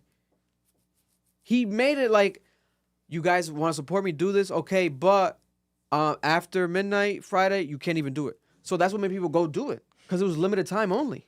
Wait, are you being dead the fuck ass? Bro, yes. It'll probably go live again after the No, what he's going to numbers, do is what he did with the first digital deluxe. He'll add it to streaming probably a week after, days after. But maybe not, because that's a bunch of digital deluxes. You know what I'm saying? So it made it lucrative for the fans, whereas like they can have these leaks, they can have these songs, and they can do whatever the fuck they want with them. Oh my God, blah, blah, blah. Until he puts them on streaming. He's probably going to put them on streaming next week. He better. Because this was all just for sales, to drive up the sales. Now, I think it's petty. I'm not going to lie to you. Because I think right now, as much as we love Travis Scott, I think he's going through an ego moment, right? We have him with the paparazzi, you know, arguing with paparazzi overseas, his interactions with fans overseas going viral. We have him now subliminally beefing with Killer Mike because he felt like he needed to win the Grammy. Then he made a post last week with a photo of a Grammy, and he said one day, like he wants the Grammy, right? He still hasn't gotten a Grammy? And he feels like he deserves it and he wants it bad, right? And now we have him with a 10-year album, 10-year project later, the re-release. He's making his fans go and beat Sabrina Carpenter. Like he needs that. He needs that number 1. You don't need a number 1, bro. This is a 10-year-old project. Like that shit could have been fucking doing 50,000. It's a mixtape from 10 years ago. No one's gonna be like, oh, Travis Scott fell off. It's not new music. But he wants to beat this woman. Bro, I just went through, bro, I'm on Genius right now. This nigga has 6 versions of this shit, bro. This nigga's not lying. 6 versions of this album. There's an Atlanta live version. A live version from that night. He did a party, a live listening party in Atlanta. So I think he recorded that audio, the whole show, and he put it on a album, like a live version of the album. Bro, that's fire. Marketing geniuses, bro. Bro. We're going to call it what it is because Vic already said it. Joe Budden said that he doesn't believe these numbers. I don't believe him either. That he's alleging that Travis Scott is potentially signed to now a tech company that helps artists do shit like this to drive up sales, right? I believe the numbers. I'm not gonna lie to you. Hold on. Because Travis Scott fans are fucking crazy. No, without a doubt. His fan base is like a cult, right? They love him. They'll do whatever for him. He's been through a lot. He's done a lot for Travis Scott fans. His fans, you know, he's had Travis Scott fans pass away. He's like gone through everything, right? So they're gonna support him, but to what benefit? the benefit that they get is new music. I guess there's an exchange, right? They get the access to the music, bro. But at the same time, all we're fucking doing is making him richer. All we're fucking doing is elevating his own status. Why not just let the music drop and genuinely let shit happen by itself, right? But remember, we spoke about this last year. The bundle shit. Travis Scott, Billboard took away the bundle. Partially. And then they brought it back. When they bring it back? Last year, around the same month when Utopia dropped. And people were saying Travis Scott pushed his album back to drop right when that was going to be back in play. That rule that bundles can count towards the first week sales on Billboard. So now, remember we reported on that, people were mad like, Travis Scott's cheating the system, et cetera, et cetera. But I was like, I did the comparison. I was like, that's if we have an exam in school and then the teacher says you can bring in a cheat sheet. You just use it to your benefit. Why people getting mad for him using what's there? If it's there, it's there. If an artist doesn't use that to their advantage, that's on them. There's two things about it's this. It's like you said, bro. If they're like, oh, it's open book. Nah, I don't need to use the book. Yeah, open. But remember those open book tests? You know what I'm saying? Yeah. Nah, I don't need to use the book. You're stupid. You just cheated yourself out of 100. Nah, niggas who do shit like Dumbass. that, I'd be like, bro, you take pride in being a bitch. But, Come on, bro. Bro, just mad hype. Oh, I don't need a book. I don't need a book. Oh, then they're mad they got a 90 instead of 100. I'm a fucking nerd. And then the motherfucker that would get 40s all the time got 100. Oh my God. Stupid. But Is he petty? Is this dirty? This is stupid. I don't think it is. There's a couple things wrong with this. First off, when he was selling the album, the deluxe, I respected it. Because I thought this would change. This would be like the first steps to changing the industry. Because when Kanye did it, I know why Kanye did it. He wants to do that independent shit. He's been pushing it this whole time. Whether it's for his own selfish reasons, it's still a good thing he's trying to do. Because, we have to kill streaming. Streaming's evil. We can get into it for like an hour, but streaming is very evil. It's very... Yeah. Bro, how do you split $6.99? Yeah. It's not possible. This system is flawed. Like, that was the interview Joe Budden had with the dude from Gamma. Like, this shit is evil. Bro, bring You- back yo, physical copies, bro. I'm with it because I can't split $6.99 with an entire catalog of music and artists. That doesn't make sense. Yeah. So when this, I still don't understand how that works. So when this motherfucker Travis was selling this shit, I told you this, Vic. I'm like, yo, this is good. It's for the industry. Like, it's about artists finally getting their direct money. They deserve this. This is gonna push people to actually make better music. Yeah. Because that you now have an incentive to make better music. Because now you have a reason. It's like, oh, the only way niggas are gonna go out and buy my shit, like straight up, like they're doing with the big people, is because I made a great song. Mm-hmm. This motherfucker did it for album sales. This motherfucker did this shit to push a fucking album sale because of his fucking ego. Let me not. You narcissist in the moment. You are truly a narcissist for that in the moment. And it's funny because J1 just said it's a Kanye moment. It is truly a Kanye West moment where you just need that validation. Oh, I was number one. My nigga, if your shit was good, which it was, and if the fucking deluxe was good, then like Vic said, just drop it. Let it be organically number one. Why are we doing this? I hate this shit. I hate this shit so much. It's so corny. You can't just drop music and let it blow. Pause. Because isn't that what Drake does? On his own. On its own. Isn't that what Drake... I've never heard this problem with Drake. I've never heard this nigga, oh, I'm gonna bundle it. When the fuck you ever heard J. Cole fiending for bundles? When the fuck you ever heard Kendrick fiending for... Like, you niggas sound like losers. You competed with a pop star. Well, like, I don't even know how to pronounce her name. Isn't that the one that said nigga?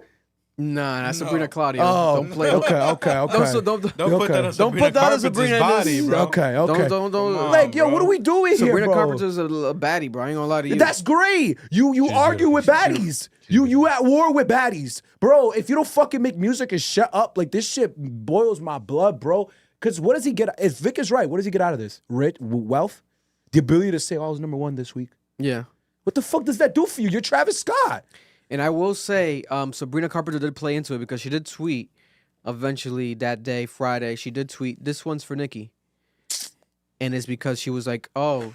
Yeah, because Nicki and Travis exactly. were So she was on some petty shit tweeting that, right? And it was like off to the races that night. It felt like the fan bases were at war. I like that she's feeding into it. Bro, she's better off at that point. And when she saw what he was doing, I'm pretty sure she was like, all right, fuck it, let's go. And This is nasty. I think that is weird because obviously it's different genres, but they are peers in the music industry. So this might just cause an issue They're probably gonna between make, bro, camps. You know what's gonna happen? Because she's Team Taylor, by the way. She got Taylor Swift on the side. There's gonna be a track, both of them. A collaboration. There's gonna be. That's a what collab. should be, right? I'd rather see them collab, but I don't know, bro. I think that Travis is on some petty shit. You know what this reminds me of? You remember when Floyd fought Pacquiao, and it was a horrible fight, and they called it a money play. This is Floyd. This is Pacquiao and Floyd. and Floyd. Yo, but in the sense of this, hold on, don't laugh. It's in the sense of this. When that fight happened, I remember that was a fucking terrible fight. Mm-hmm. Nigga, I think it was the most watched fight in boxing history. It made it grossed the most amount of money. Yeah. It ruined the sport. Yeah. Because niggas felt cheated. Yo, I remember boxing was in a hole for years. Yeah. It took a monumental movement for these niggas to become relevant again. So, Canelo, remember, that's why Canelo's regarded the way he is. Yeah. He held the sport down after that disgusting money grab. Yeah. So, that's how I see this shit. This is a money grab. Y'all think you think it's just gonna be our pride and ego? No, like, as consumers, we're gonna start catching on. Yeah. And we're not gonna wanna participate in this shit anymore. Because Joe was right. YG gets 8,000. Yeah. Other we've artists been that talking just about dropped that. at 30,000. We've been talking about that, how these numbers have been so low. So it's like, it's Travis, but it's old Travis, and it's Travis during a time when numbers are so fucking low. Exactly. So that's what made it be like, what the fuck, these numbers? But I think Joe Budden's kind of underestimating the Travis Scott fan base. Them niggas love Travis Scott merch, exclusivity, etc. I bought a bundle. I bought the vinyl bundle. I think it was $35 with a vinyl, and I think it came with a shirt or a hat, and it was dope. Right? I'm like, okay, I like this. It was cool, especially because I'd rather do that. Even though I did buy Utopia, right? But I'd rather purchase that because it's a classic piece, right? It's Days Before Rodeo, so it's like niggas know what that means to our generation, like that project, like sloppy topic. Like, let's not even start. We'll have some spasms in here, but without the bundles, what does it do?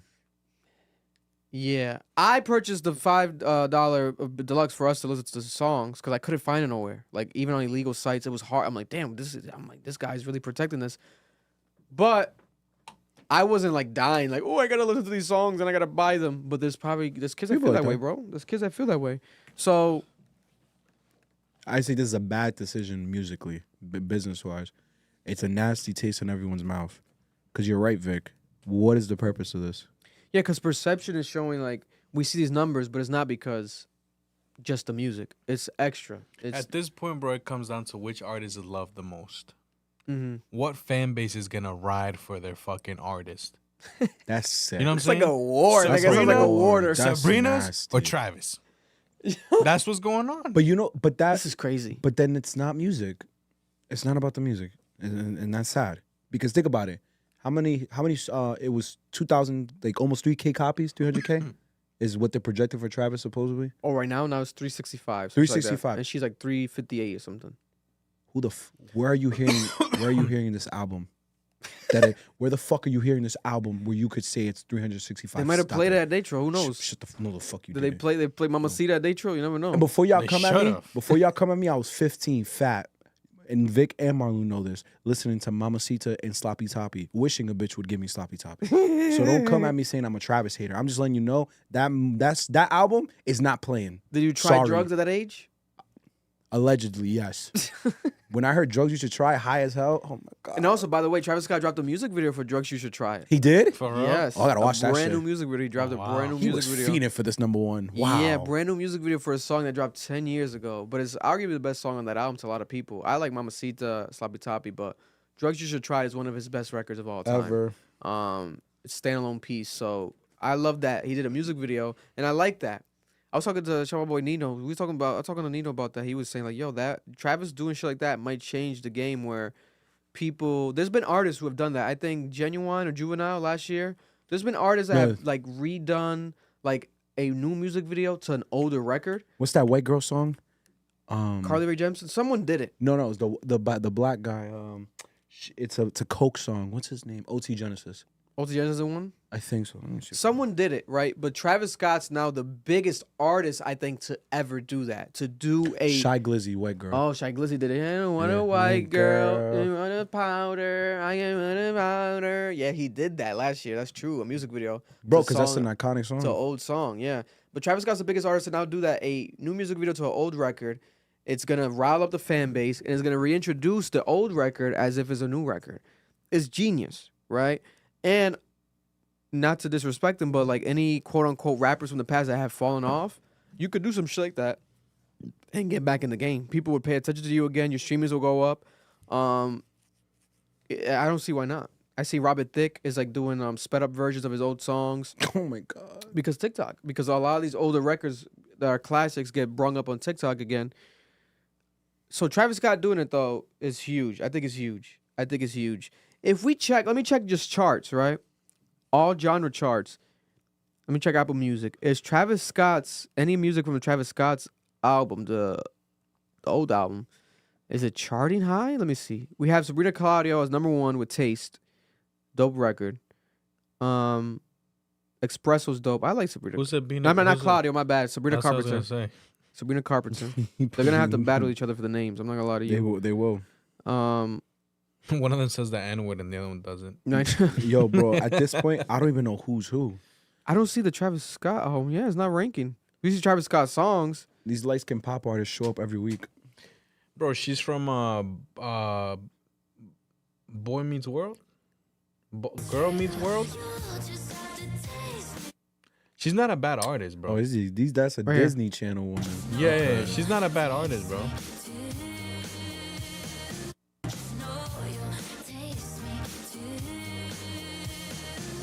I have a lot to say. I'm gonna keep to myself. She's fired, bro. I ain't gonna lie She's to not you. a bad artist at all. Shout out to Lady Gaga and Bruno Mars again charting. They dropped a new song. Kind of went under the radar. People didn't mention that. Like Bruno Mars is back and with Lady Gaga. So shout out to them. But yeah, man, this is insane.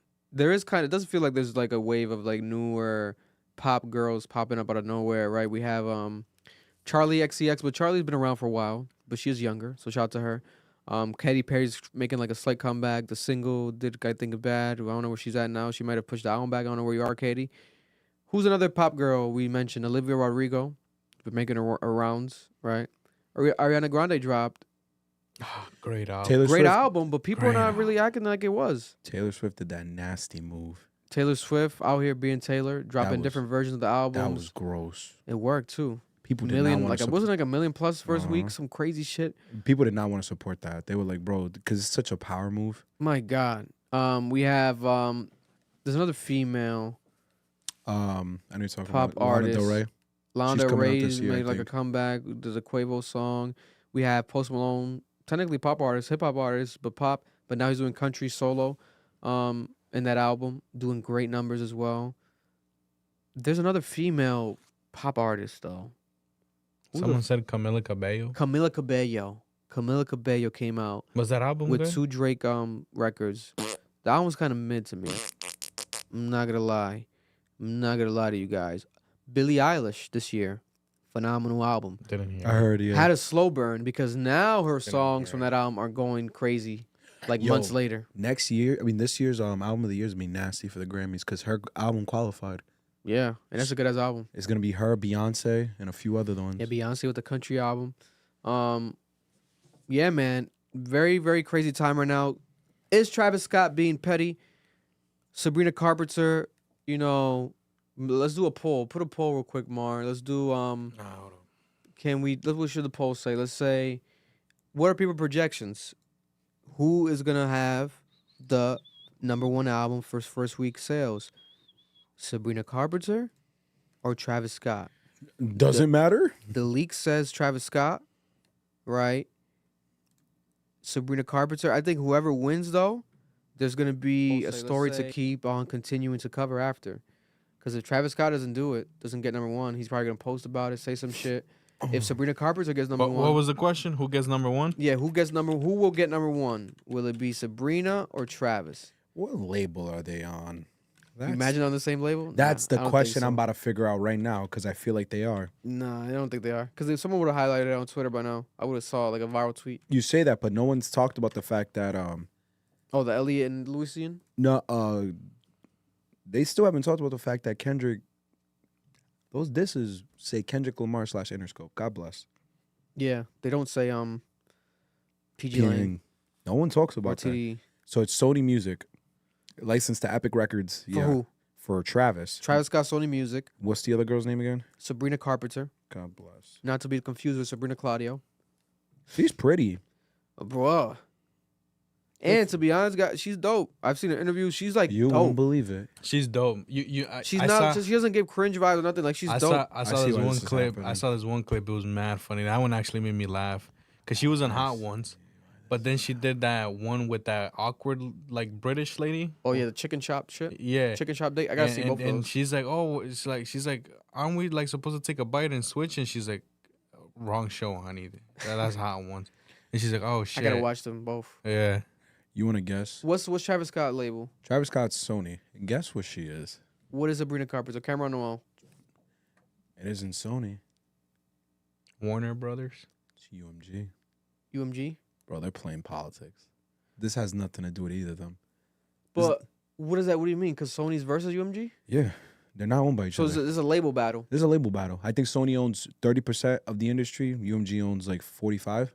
Something like that. I think that's a split. Some crazy number like that. I could see that. I mean, the label has to be taking play here because the label has to approve of these deluxes and shit. Yeah. Niggas were calling like crazy. We need another deluxe. We need another deluxe. We need another deluxe. We need another. Like it must have been like a war room. Like Travis just like I refuse to believe this is just Travis. I fully refuse to believe that. The label. But imagine it was pre-planned because Sabrina's date I think was cemented for like a while, and then Travis' date kind of came out of nowhere. Imagine it was like You think the head-to-head label? battle. You think the labels are pitting people together to boost up album sales? I'll tell you this much: people like stories, right? The story being that they went off against each other is gonna be remembered more than their albums. To be honest, obviously Travis Scott's different because it's a classic, it's a nostalgic, but you know what I mean. Like people are gonna remember more that time that they went against each other than anything else. Especially because we got Nicki Minaj going live on Instagram, and she was like, "Oh, shout out to Sabrina Carpenter." We got Kanye West posting Travis Scott. It's all strategic because Sabrina Carpenter is close friends with Taylor Swift, who is always against Taylor Swift, Kanye West. It's all like And who ego checks. Who does Kanye West hate with a dying passion? Taylor Swift. And UMG. Yeah. He hates Lucian, my God. Yo, but let me ask you a question though. What do we do when reality hits? And those album sales that are just numbers don't reflect in tour dates, and you become a victim of what we've been seeing recently. No one can sell a fucking tour for their life. That would be interesting. But I'll tell you this much. I think that Sabrina Carpenter can, Hell yeah. and I think that Travis Scott can. No, Travis Scott's different. I So it think might he's be different. solidified. It's gonna be with other artists and other niggas who try to do this shit, try to like boost up numbers, etc. You know. But to be honest, also it's gonna get nasty because if this is a tactic that obviously is effective, and artists maybe this battle between them, because you're getting best of both worlds, right? A huge black artist, a huge white artist, pop, hip hop. Every blog's covering. We saw pop blogs posting Travis Scott more than ever before. Hip hop pages posting Sabrina Carpenter more than ever before. I saw that. So now we're gonna get an effect where this might be something that people see as an example. Oh shit, I could do this. I'm gonna do this. Let's set it up. Now artists going forward might do this. Like instead of dropping a deluxe next week or deluxe next month, they might be like, hey, let's do a digital deluxe. Make people buy the album. Let's put an exclusive song on there, etc. And they're gonna see how effective it is because they're starting to realize that's more effective to get a full sale than telling someone stream my album 100 times? Yeah. Or so whatever. Or maybe leave it 1,000 playing. times, Leave however. it playing. The Chris Brown had like a whole thing out of farm streams. Because YG did 8,000 albums, right? But let me look it up. How many streams There's 8,000. is 8,000 album? Because that's not sales. what they don't talk about that. We never talk about that. You see the low number and you think no one listened. Yo, that's like millions of streams in one freaking sale. 100%.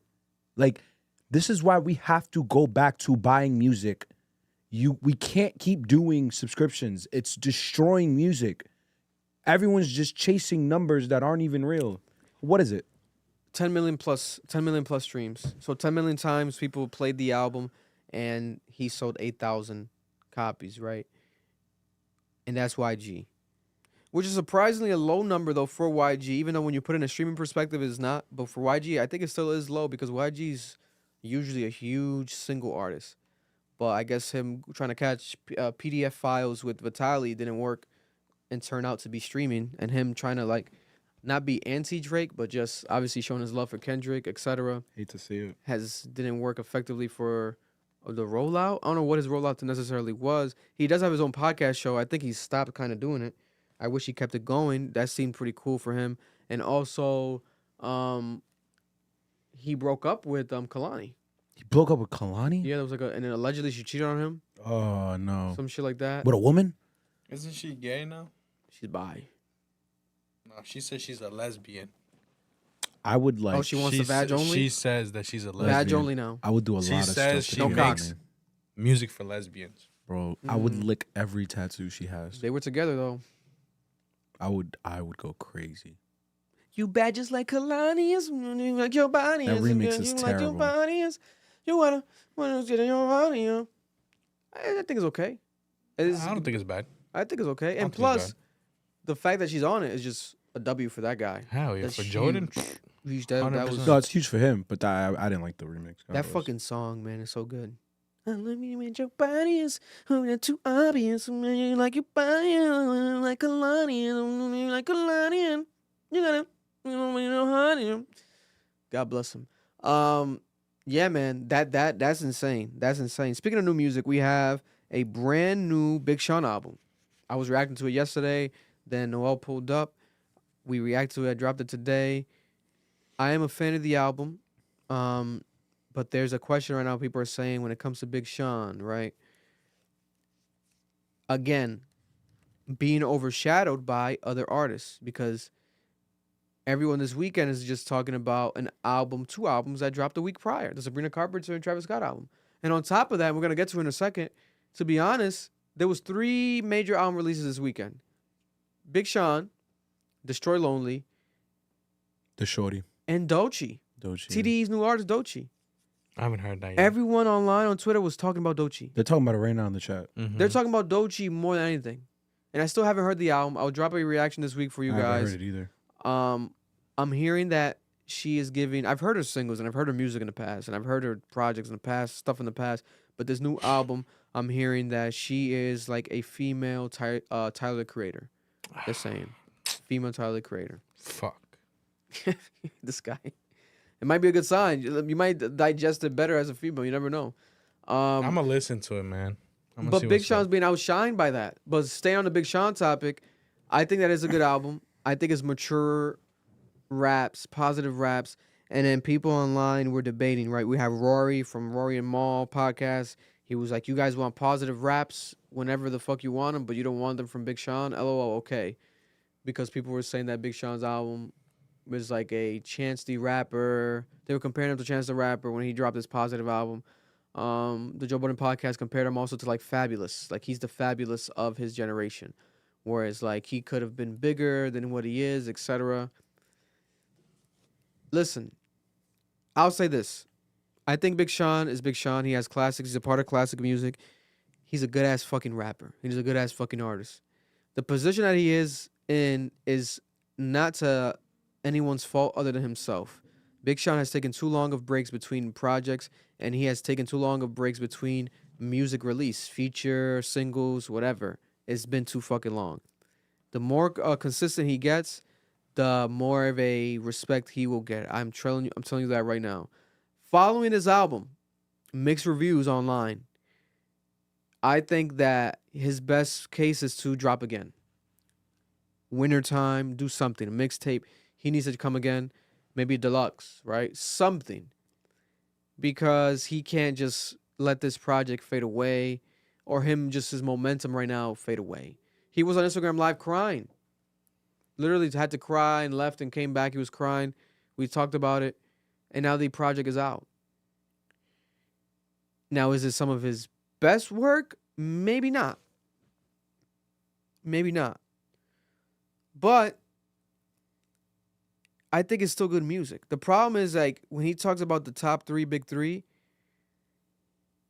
this is not big three worthy music. This is not that, right? And that's why I kept saying, like, Big Sean, you need to stop thinking about that. You're not big three. You might have never been big three, but you were big five. You know, you were part of that era, blog era, Wale, right? Peak Wale, peak Big Sean, peak J. Cole. Those mixtapes, obviously peak Drake. It was crazy. Even peak, obviously, those moments of Kendrick Lamar back then. But Big Sean, I think, is just Big Sean. Like, he doesn't need to try to, like, he talks about on his album, like, I didn't fall off. He said, I fell on, I didn't fall off, something like that. And it's like, damn. I don't want to see Big Sean go through something where Chance the Rapper went through. Who else went through it? There's like a recent artist that people kind of have stopped paying attention to, but they had their relevant moment. I don't want to compare him, but I guess you could say maybe Lil Pump. Because Lil Pump's definitely fell off the face of earth. No one gives a fuck about Lil Pump, right? Smoke Perp. Nah, but none of them had a peak like Sean. Yeah, but there was someone else. I know who you think. Chance, good example. There's someone else who there's an example. The chat might know who Kanye's getting there. Kanye's approaching that, but people don't want to talk about it because they want to dick ride it. I get it. He's the GOAT. Dick eaters, yeah. But Schoolboy Q's there. Schoolboy Q's getting towards that. He's already there, bro. That album did terrible numbers. Like, y'all gotta stop dick eating, bro. Yeah, that album wasn't good, bro. Oh my god. That album wasn't good. We spoke about it. We reacted to it. I think it's his worst album. I think it's a good album, but I think it's his worst album. And also, there was a lot of conversations pertaining to that album, saying that's album of the year, etc. I don't agree with that narrative of that album of the year for Schoolboy Q. No, it's crazy. And I think it's like, I think Schoolboy Q can do way better than that album. But I think it's a good album. I like the like theme and shit that he was doing with the sounds on there, right? But it's not the Schoolboy Q that I love. I think it's not, bro. And it's fine. I hope, again, Schoolboy Q needs to be consistent. He needs to drop again next year. Like, he can't take too long. I'm sorry. Like, someone said I don't think your Blue Lips take was popular. Yo, the numbers agreed with. Like, what the hell are we talking about, bro? yeah, like, It came in way. Schoolboy Q's Blue Lips is relevant on hip-hop Twitter. But outside of hip-hop Twitter, no one's talking about Schoolboy Q's album this year. It's not in the streets. We have to be honest. Like, we have to be honest. It's in no one's house. And that's fine, but it's honest. But maybe every single album that Schoolboy Q dropped prior to that one, people spoke about. He had major songs, major singles. He had hit records. This is a guy that drops hit records. This new album didn't have that. And it's fine because it was personal shit, right? He spoke about Mac Miller. He's dealt with death. We understand that, and that's fine. But we're just talking objectively as far as the landscape of music and people's actual, take and ranking of artists and how people perceive artists. And Schoolboy Q, if he does another album that sells even lower than this one, does worse. If people, it's not going to be good. It's not going to be good for his career. But Schoolboy Q, I think, has a cult following that he can tour. He's touring right now. I'm not sure if his tour is done. Great performer. We saw him live, phenomenal. You know what I'm saying? People hear takes and shit, and they want to make it something that is not. TDE knows us. They know we love Schoolboy Q. That's all that fucking matters. If they know, they know. They know who the fuck we are. We fucking love Schoolboy Q. We're just being honest here. But Big Sean, I think you could compare that like to Schoolboy Q. Definitely Chance the Rapper. But it sucks because of the content matter, that's why it coincides, right? Yeah. The positive raps, family raps. But Chance was more descriptive than Big Sean. My thing is, because I re-listened to the Chance album over the week, like after we heard that album. I want to hear what the issue was. And I finally understand. First off, I'm going to preface with this because I hate how y'all like glorify people in groups. Y'all don't glorify these rappers. I love their music. I love their art. I was a big music fan my whole life. I sat and waited every week for that fucking good music drop on Friday. I fucking loved Big Sean on Click. I loved him on. It was on Mercy? He was on Mercy. Fuck. I loved him. Music on was Cruel great back Summers. then. Oh my bro. God. Music was great back then. I bro. downloaded Detroit on fucking Dat Piff. I would love when we would like we said, bro, go on audio cast and shit. And just Hey, download this shit. shit. Drop. What dropped today, bro? And You know download what I'm that saying? shit. Randomly. Come on, bro. Same thing with Schoolboy Q. Loved him. Download all his shit. Huge supporter. I loved him when he dropped that fucking mixtape and had blessings in my ear every fucking day. Whoa, And he was people waking me don't up even and know know that about track, that bro. shit. That shit kept me alive when I was young, and my mother was turning up my crib, putting me through trauma. So I don't want to hear this shit that niggas is haters. No, we actually love these artists and the music.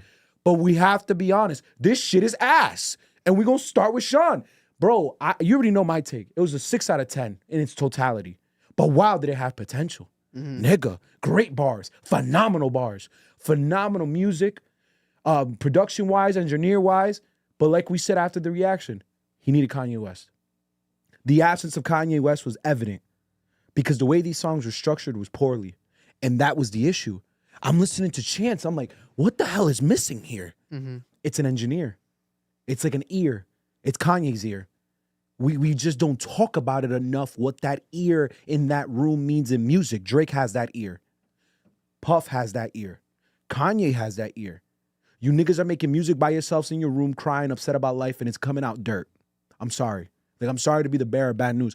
And it was so frustrating, bro, when I'm hearing it, because I'm like, this isn't Chance. Because Chance is just talking about God and being really corny about it and being really annoying. Because Don does a phenomenal fucking album, and it's a gospel album that I love. But what Chance dropped was bullshit. Sean, on the other hand, is poorly structured. He misused features. Bro, at one point, I didn't even really believe him. I wasn't convinced about the things you're telling me. I don't believe your positivity. You're lying. What are you really going through? You're saying, I love my life. No, you don't. You don't even say that shit with conviction. You rapping like you don't even really believe yourself. And I'm supposed to just love it? Like, I hate this shit, bro. I hate that I can't have opinions without being called a hater. I just want good music.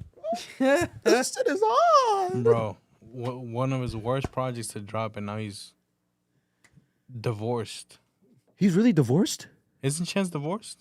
Or Chance. Yes. No, he's done, bro. He's done. He's done. Divorced, like. But he's been rapping his ass off now. Now he's in some big ass house rapping his ass the off. The whole project about the one thing that he's like, now. Now he's rapping his ass off now, but people haven't been paying attention. She's the reason that now you're quote unquote doing better now. Yeah, he did like I think 3 singles so far, and the 3 singles are actually good, but they haven't been making traction, making no attention. Also, he was closely tied to Kanye. Right now, he's not at all. Maybe that's like affecting him, obviously, perspective wise. But yeah, I don't know, man. It's weird. It's weird. Also, it's all about timing. There could have been a world where Big Sean, he could have skipped this year or most of this year because of the Kendrick and Drake battle, but at the same time, bro, I don't know if he had another year, like that he could if he could hold off for another year without dropping. 4 is insane. If 4 years, like that's a lot of time. Like there's gonna be a point in time where people like miss you, but are good without you. And you don't want to reach that point in your career. He can make money forever. Obviously, people think it's a money thing. This is not money, guys. These guys, once you reach a level of Big Sean, people give a fuck about your status in the game, your legacy in the game, your reputation. This is bigger than money. These niggas are rich. They can make if you invest your money properly, which I know Big Sean has. I've heard stories and investments in Detroit, etc. He's good financially. This is a matter of a legacy play, respect play, the fans being happy or not, right? You're going to lose fans. Yeah. If I'm a fan of your music and you don't drop music for 5 years, I might not become a fan of your music anymore. It's potentially a possibility. People lose fans. Bro, Ice is one of the biggest Big Sean fans in the media. Ice? Ice from the Joe Budden Pod. I thought you said I thought you meant Ice Spice. I'm like, you know her on a first name basis now? What the fuck? No. On Twitter, he used to fight for this dude. Bro, you know what he tweeted? I don't think I'm a Big Sean fan anymore. His music's just not for me no more. You know how sad that is? I saw that. But my thing is, Vic, it's like we said, he didn't take it to the level he needed to. Mm. There's not enough. You're telling us there's not enough introspection. It's very sad. Yeah, man. Comment below, how do you guys feel about Big Sean in this album? I would play some of the records, but that reaction got copyrighted so fast. It did? Yeah, so I know that his label's actively on the hunt. Every fucking song got copyrighted fast, which only happens when niggas is on it. So his label's on it. They're trying to get every dollar they can. God bless them. Let me ask a question, though. You think he really took 4 years to make this album? Doesn't sound like Doesn't it. sound like it. Doesn't sound like it took 4 years. I don't think he took that long to make all these songs. So why'd he suddenly make this album? Also, I never heard the leak. If you're watching, or if you are watching live or after, comment below. If you heard the leak, is this like the leak? I remember there was a Nas song. There's no Nas on his album. Mm-mm. How different is this album from the leaked album? That's gonna say a lot, right? What did he scrap? What did he keep? Because I never heard the leak. I think I have it somewhere. I heard like one song, which was a Nas song, to check it out. But yeah, because that was another thing. The album leaked and shit. I think he let the social media hate get to his head. Oh, hell yeah. Bro, I saw Big Sean retweeting shit that just says Big Sean. Like, he was searching his name. So it's like, when you do that, bro, you can get a lot of negativity that if you have thick skin, deal with it, right? But some of these niggas don't have thick skin. Cash Cobain does that. He searches his name. He searches his name, and when niggas talk shit about him, he responds to tweets. Did you like, see? fuck you, bitch. I fuck more girls than you, shit like that. He says shit like that all the time. I'm like, bro, goddamn. Wait, did you ever see the one where they were like, this nigga Cash be rapping? I mean, Cash can't rap perform. He's like, bro, you know how much fucking effort it takes to rap? I'm fat as hell. Yeah, he says some shit like that. Sometimes it's funny. It's like, it makes sense. Like, I get it. But then it's like, bro, you don't want to get into that realm of just responding to everything, etc. Because it's going to form this thing in your mind. But it is what it is, bro. I don't think it's like a fall off moment for Big Sean. I think it's just a good album. I hope it's a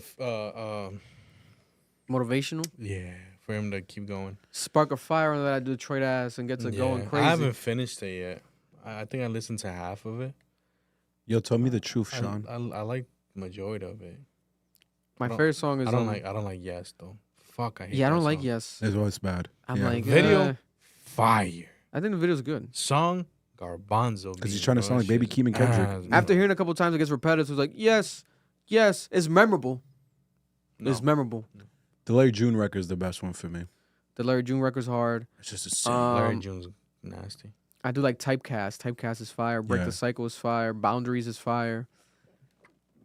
You know, but yeah, this does not give it's newer sounds for Big Sean. Whereas like similar to Dark Side Paradise, but more serious. Not a lot of what's it called? Slaps on there. It's more like, oh shit, like serious tone records. So I can expect it to not do crazy numbers and also not do great streaming, etc. But I think it's overly hated online. I've seen on Twitter people go crazy. I'm like, nah, you guys are tripping. Go listen to the project. I want you guys to check it out. Destroy Lonely dropped a new album as well. Love Lasts Forever. I haven't heard it yet. I'm gonna react to it this week. Destroy Lonely, with Ken Carson on one record and Lil Uzi Vert on one record. Destroy Lonely fans have been going crazy. They're rocking with this. Love Hurts, Thrill, Cadillac are the top 3 streaming records off the album. People have loving it. Shout out to Joe Perez, our boy Joe Perez from Rhode Island.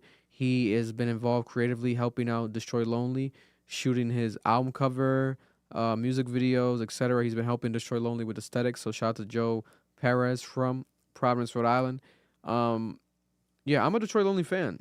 I don't know about you guys. I don't know about the chat, but I rock with Destroy Lonely, man. Me and him are on a fence right now.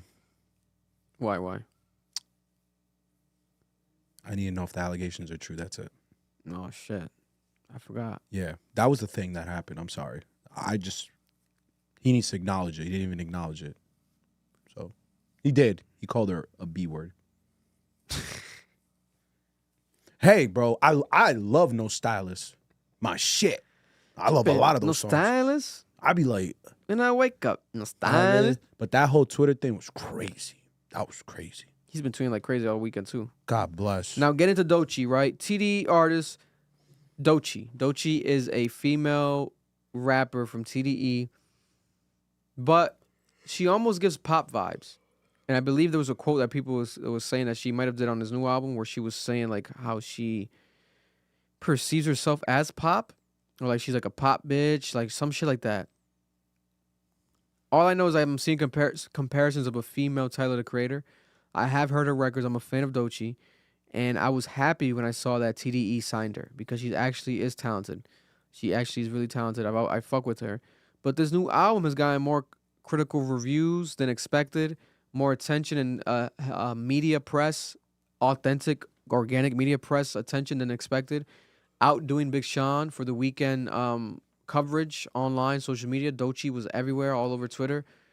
So this is a good sign, right? TDE, again, is getting good, proper credit for discovering now a new artist, right? And backing a new artist that's actually really good. And this is coming off of the heels of Big Sean, Kendrick Lamar leaving the label, right? Reason left too. Reason leaving the label. Doechii, now the new star of the label. Shout out to TDE. Shout out to TDE. There's supposed to be a TDE compilation album. Doechii, is she going to be on it? I don't know. I heard that there might have been SZA background vocals on this album, but there's no TDE artist featured. We did see Tyler Creator at her listening party, or at her I think it was a listening party or premiere party, supporting her in person. He went, he retweeted her music. He's supporting her, right? Tyler Creator. So She's from LA? I think so. Let me check. I think so. Doechii. She might be. Her name's dope. The way it's spelled is dope.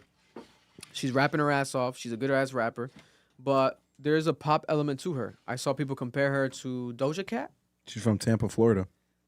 Tampa, Florida? Oh, wow. Mm-hmm. That's why the album's called Alligator Bites Never Heal. That's dope. Alligator Bites Never Heal. I'm hearing it as a mixtape. I hate that. Yeah, because it says here Make this the debut album. she had an EP in 2022. Yeah, make this the debut album. But I think this being rolled out as a mixtape. Like they're saying it's a mixtape. It's a top thing. I think they're going to say that it's not after they see the results of this. But it actually was an album this whole time, guys. The album cover's hard as her with like an albino alligator on her lap, sitting down with a green backdrop on top of grandma's damn rug on the floor. I think it's fire. She's beautiful. She's attractive. She's authentic. She's organic. And I would put my money behind her if I'm TDE. I would put all my money behind her right now. You guys want to support real black artists, authentic, no gimmicks? Doechii is right here. She deserves your support. She's actually fucking fire. You know what I'm saying? Oh, what is this? Little Demon? Pluto?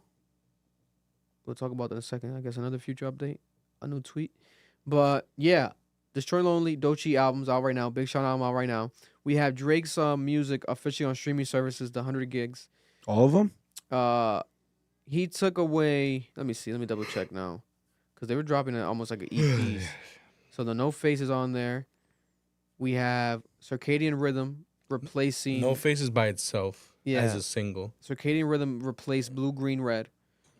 But there's a version, I guess, of that EP where you can find Blue, Green, Red still somewhere. I'm starting to believe your hype Of what? of Drake. As to what? These 3 packs. The second 3-pack was good. I'm telling you. Yo, if he comes like this with Circadian Party, Rhythm? if he comes like this with Circadian Party, Rhythm was the best one. I'm be real with you. That shit grew on me, bro. That Party album, if this is what Drake is coming with, it's gonna be better than Kendrick's. I'll tell you that right now. Circadian Rhythm is fire. Yo, Better than No Face. wow, Bro, Circadian Rhythm Better is than crazy. No Face. nigga, Unpopular opinion. wow, yo, You send an aim in his voice on straight from the heart. yo. I reply like, yeah, whatever. When can you come get your stuff? I need this shit out the crib. I think it's bringing bad luck. Plug you in and you lit. Yo, I pull the plug, now you stuck. if Party Dignity over a nut. and Quick Weekend, man on the cut. How many doors do you shut? How many feathers they pluck? Rap game like my sleeping pattern, cause how the fuck I'm still up? Niggas don't speak my language. That shit's hard. No, it is. My language. like, yo, I'm telling you, they give me Bro, that shit is- 15. It's too short though. Give me 15 Too short. recognizers that sound a little bit like that.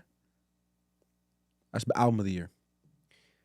I believe the hype. 15, bro? Yeah, I only need 15 tracks That's from too Party and much. Drake. 15 tracks is a lot for you for Party and Drake? Oh, no. Both, yeah. No, but I'm saying 15 tracks that sound just like that. Oh, no, I'm just saying, around this concept. I saw 100%. DJ Head on the podcast with the bigger Oh, picture yeah, with I L.A. seen that. Wilson. He was giving credit to Drake finally. Not finally. That sounds petty, but you know what I'm saying. Like, he was revealing, like, being objectively speaking, less biased. He was like, yo, shout out to Drake for what he's done to the culture, right? He's always given to the culture. Like, he admitted that. He's like, no matter how we feel about this beef, he's like, Drake is giving people more content. He's giving music, dropping shit. He's like giving to the culture. He was basically saying, he's like, and collaborating with people and attached to people. I guess because he's also talking about the footage, the 100 gigs footage. And it's like, bro, yeah. At the end of the day, whatever the fuck niggas want to say, that 100 pack, the first one wasn't digested too well. Mixed reviews. The second 100 pack is being digested better. Mm-hmm. And he has 2 records on here that I think are fire. SOD is not on streaming yet. I don't know why. And it might not be. It's a label thing. Maybe the guy didn't clear it. SOD was on it, I think. No, it's not on streaming yet. Not yet. What's his name again? Shout out to him. The I'm pretty sure. content forgot his name. creator. I knew his Fuck. I forgot his name. Mr. Hotspot. Didn't clear it, it seems like. Because it wasn't clean. Drake said it was supposed to be clean. It's not clean yet, from what we heard on his website. Also, Lil Yachty's not on it. Now, we knew that was going to happen. Maybe Lil Yachty's going to be on it for streaming. What the fuck is going on? What the fuck is really going on? And if you go to his website, how does 100 gigs look like right now? Because he updated. Didn't he remove a song? Yeah, it's just No Face, SOD, Circadian Rhythm, It's Up, Housekeeping. So Blue, Green, Red is not even on the 100 gigs website. Why? This is label shit. Yo, Off I'll the hope, website, too, that's crazy. Yo, and for the people that are like, oh, look at Drake dropping shit that ain't hitting. I saw something on Twitter that made me think. And I'm like, yo, y'all really are so blinded by hate and dick eating that you can't see beyond what's going on here. You know what the next hit would do, right? The next number one? It would beat Mike. Michael Jackson? Yeah. You think he's gonna beat Mike with this? You think this is what he wants it to be? Whatever is gonna beat Mike is gonna be insane. I truly believe this is a label battle.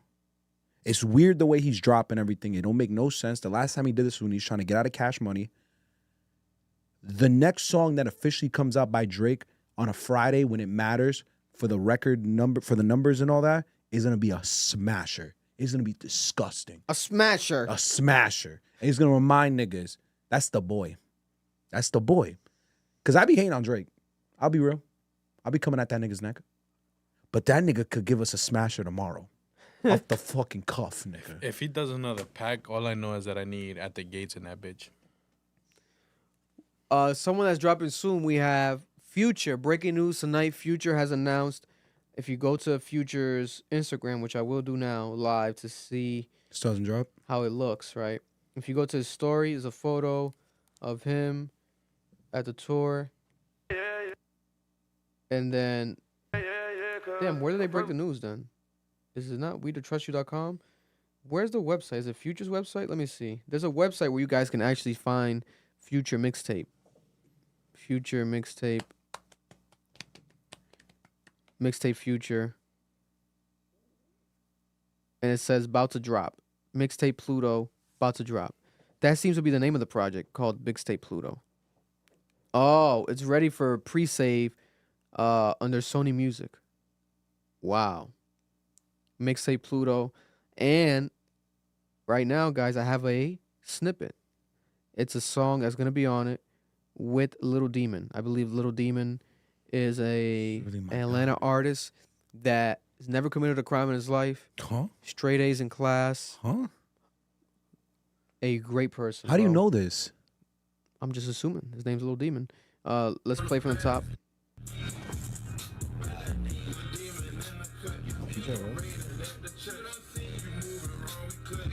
This is on Twitter?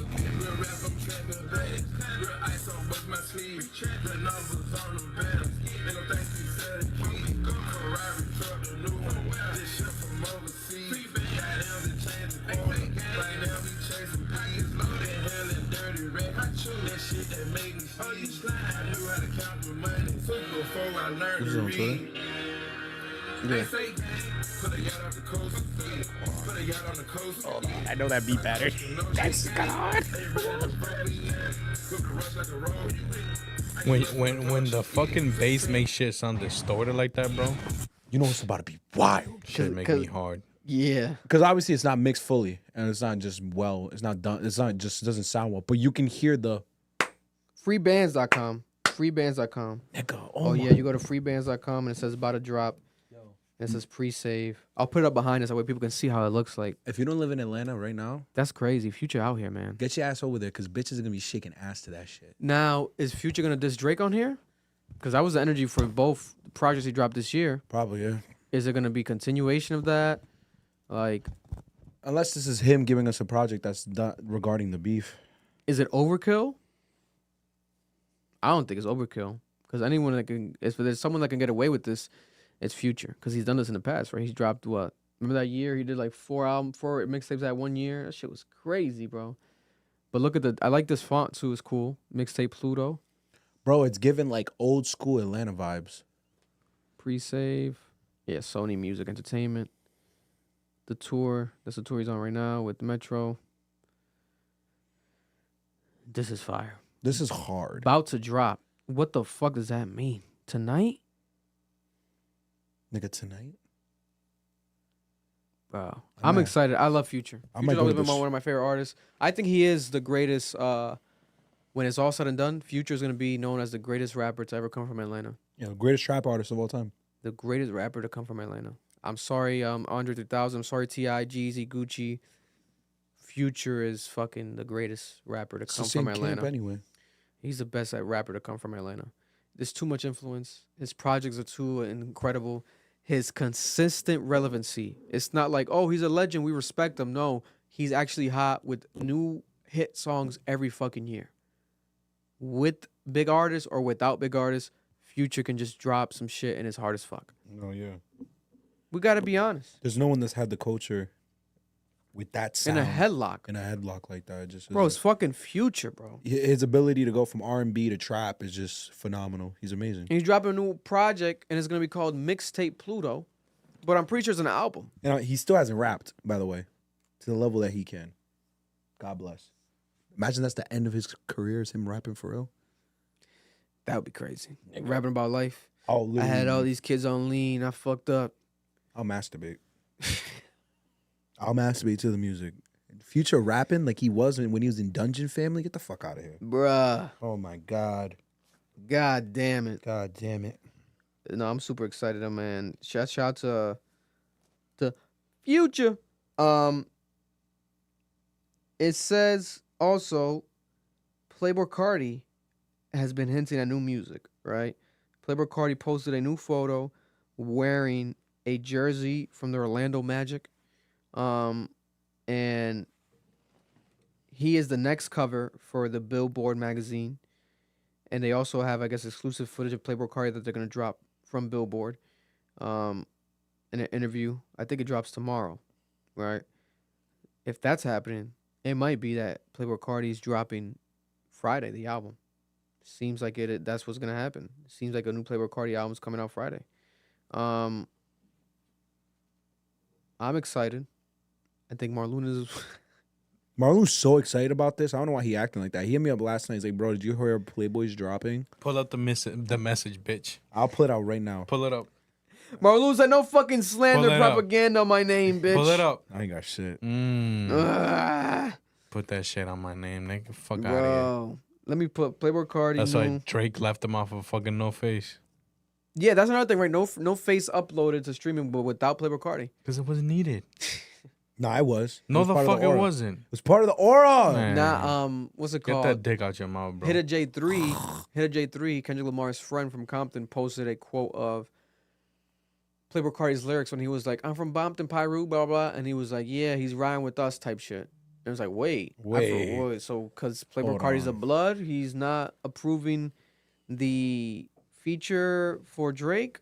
Hit a J3 could have been just capping a bit or a lot. I don't fucking know, but that'd be kind of weird. That'd be crazy. Because Playboi Carti and Drake seem to have been still friends, I would assume, unless the record's old. That would only make sense. If the record's old, or at least the no face part from Playboi Carti is old, then it's like, okay, maybe that's true. Like Carti didn't want to clear it. But why would Carti not clear a Drake song? Why would he not clear him saying no face 5 times? Doesn't make sense. Yeah, it gotta be beef. Stupid. That's weird, bro. We had to be honest. That's weird. That is pretty weird. But Playboi Carti posted a post on his Instagram, and it said a quote: "I might fuck a pop bitch and pass her to the Brody, baby boy." And then people in the comments are like, "Oh, he's coming," and his people on his team, his photographer, producers, he's coming. But how many times has Playboi Carti done this? Yeah, it does this shit every 3 months. He bro. has had announcements for announcements. Didn't he hire a guy just to say he's coming? Yeah, I'm pretty sure he did some shit like that at one point. That one guy that keeps just saying he's coming. Well, the Oh bald yeah, guy. I remember that shit. You know This what I'm nigga's stupid. The bald guy. Yeah, no, this shit's crazy, bro. It's getting like people getting blue balled again. It's damn near sad at this point. That nigga's just trolling y'all. But for what reason? Like, what does he get out of it? I felt like he was delaying because of Kanye and Destroy, but like, all right, nigga, drop. Fuck. Give me my music. Just give me my money. Give me my music. Just give me my music. Just give me my music. We have Ronaldo. Cristiano Ronaldo has come out and said that he wants to try to beat MrBeast when it comes to subscribers because Cristiano Ronaldo broke a record. He's going to, bro. For the most subscribers within 24 hours. I think it did something over like 10 million, something crazy, right? Yeah, something crazy. He was averaging like 1 million subscribers an hour, some wild shit, right? Insane. Cristiano Ronaldo, and mind you, the content he's uploading It's on some YouTube bullshit. is like 20 seconds long, Bullshit. 30 seconds long. It's shit that could just be YouTube Shorts or it Literally. could be TikTok, but he's putting it on YouTube as like content. It's crazy. Insane. And for the first time ever, I've seen YouTube, literally, when you go to his channel, they changed the whole language of the video with like a white man talking in English. It's almost as if they invented a feature for Ronaldo. I wouldn't be surprised. I've never seen that on YouTube before. Never seen that on YouTube, bro. It's crazy, right? Bro, now, he's at 55.8 million. 55.8 million as we're currently recording Cristiano Ronaldo on YouTube. You wanna know how many Tom Brady got? Since you want to be such a fucking hater, Marloon, and I want to show you the What impact. am I being a hater about? No, What am I hating Is he about? Messi? Are you Team Messi? Oh yeah, I love Messi. That's why, because bro, he's over there like he's never gonna beat MrBeast. He's not gonna be MrBeast, He bro. will. How many does MrBeast have? 300 mil with consistency. Bro, he's not. Bro, How Tom many does Brady- Mr. Beast have? Let's see. Nigga, Tom Brady has 99.5K subscribers. He just made it, bro. Ronaldo is the biggest athlete on the planet. I know that Truly. Ronaldo, bro. I'm not hating Ronaldo, Why bro. you went hard at Marloon? He's a great fucking soccer player. Mr. I Beast has- prefer Messi 313 because I'm a million. Barcelona. I used to be a Barcelona guy. You know what I'm saying? Mr. Beast has a sixth of Ronaldo has a sixth of Mr. Beast. Mr. Beast currently has 313 million subscribers on YouTube, averaging a month What are we half a talking million to $7 million a month. The nigga made that shit like 13 years ago, 14, 15. This nigga Ronaldo's been on it for 10 days. What are we talking about? Let's look bro? up Ronaldo on Social Blade. God damn. That's Wait, not- no, this can't be him. That's not him. This is not him. No, because this thing is you are Ronaldo, some shit like that. No, what is going on here, guys? What is this? You giving niggas promo. Yo. You are a circle Cristiano. Say it again? Cristiano. You are You are. a circle. Yeah, it's like a dot. Oh no, it's just at Cristiano. Oh, okay. Cristiano. Here we have it. 55.8 million subscribers It's been a month. in a month. Well, 2 months. That's a lot, bro. A lot. That's a lot. Let's the clip. Where's the clip of Ronaldo talking? Let me connect the audio that way people can hear it as well. I don't love him saying this because What he did he farming. say? He farming. it's gotta be like just trolling. Because does he What- genuinely think that he what can the- beat MrBeast? Does Oh, he want said to? he wants to be MrBeast. Yeah, watch. There's like I two heard him quotes. say he wants to like do like break the record for goals and shit. Se nós o tratarmos por animal, o Cristiano não vai levar a mal. Estamos aqui publicamente, estamos a chegar Animal competitivo, como vocês dizem. Exatamente. Animal competitivo. Nigga, do you think I speak Animal Portuguese? Eles chamam em Espanha el bicho. El Bicho. É, mais ou menos E eu igual. queria lhe Animal perguntar a fechar sobre o The Beast. MrBeast é que eu tenho que bater, que é o gajo do YouTube. Exatamente, era por aí que eu chegava. You guys don't understand that? Yo, Vic, I'm gonna fuck you up. I swear to God, bro. Nah, my bad. There's a clip that has the captions. I think it's this one. Yeah, this one has the captions right here. Oh, that's a nasty ass loading screen. Disgusting. That's a wild loading screen. Hold up, I got you guys. Shout out to Dextero. Dextero. Right here. El Bicho. É, Espanha é bicho. El Bicho. É, mais ou menos E eu igual. queria lhe Animal perguntar a bicho. MrBeast é que eu tenho que bater, que é o gajo do YouTube. Exatamente. era- That's the guy I have to beat, right? He's like, that's that guy I have to beat. But they had another quote. I don't know if they misquoted him, but there's another quote, Mr. Beast. This one, he said, Mr. Beast on YouTube in 2 years, let's try to beat him. Laughs.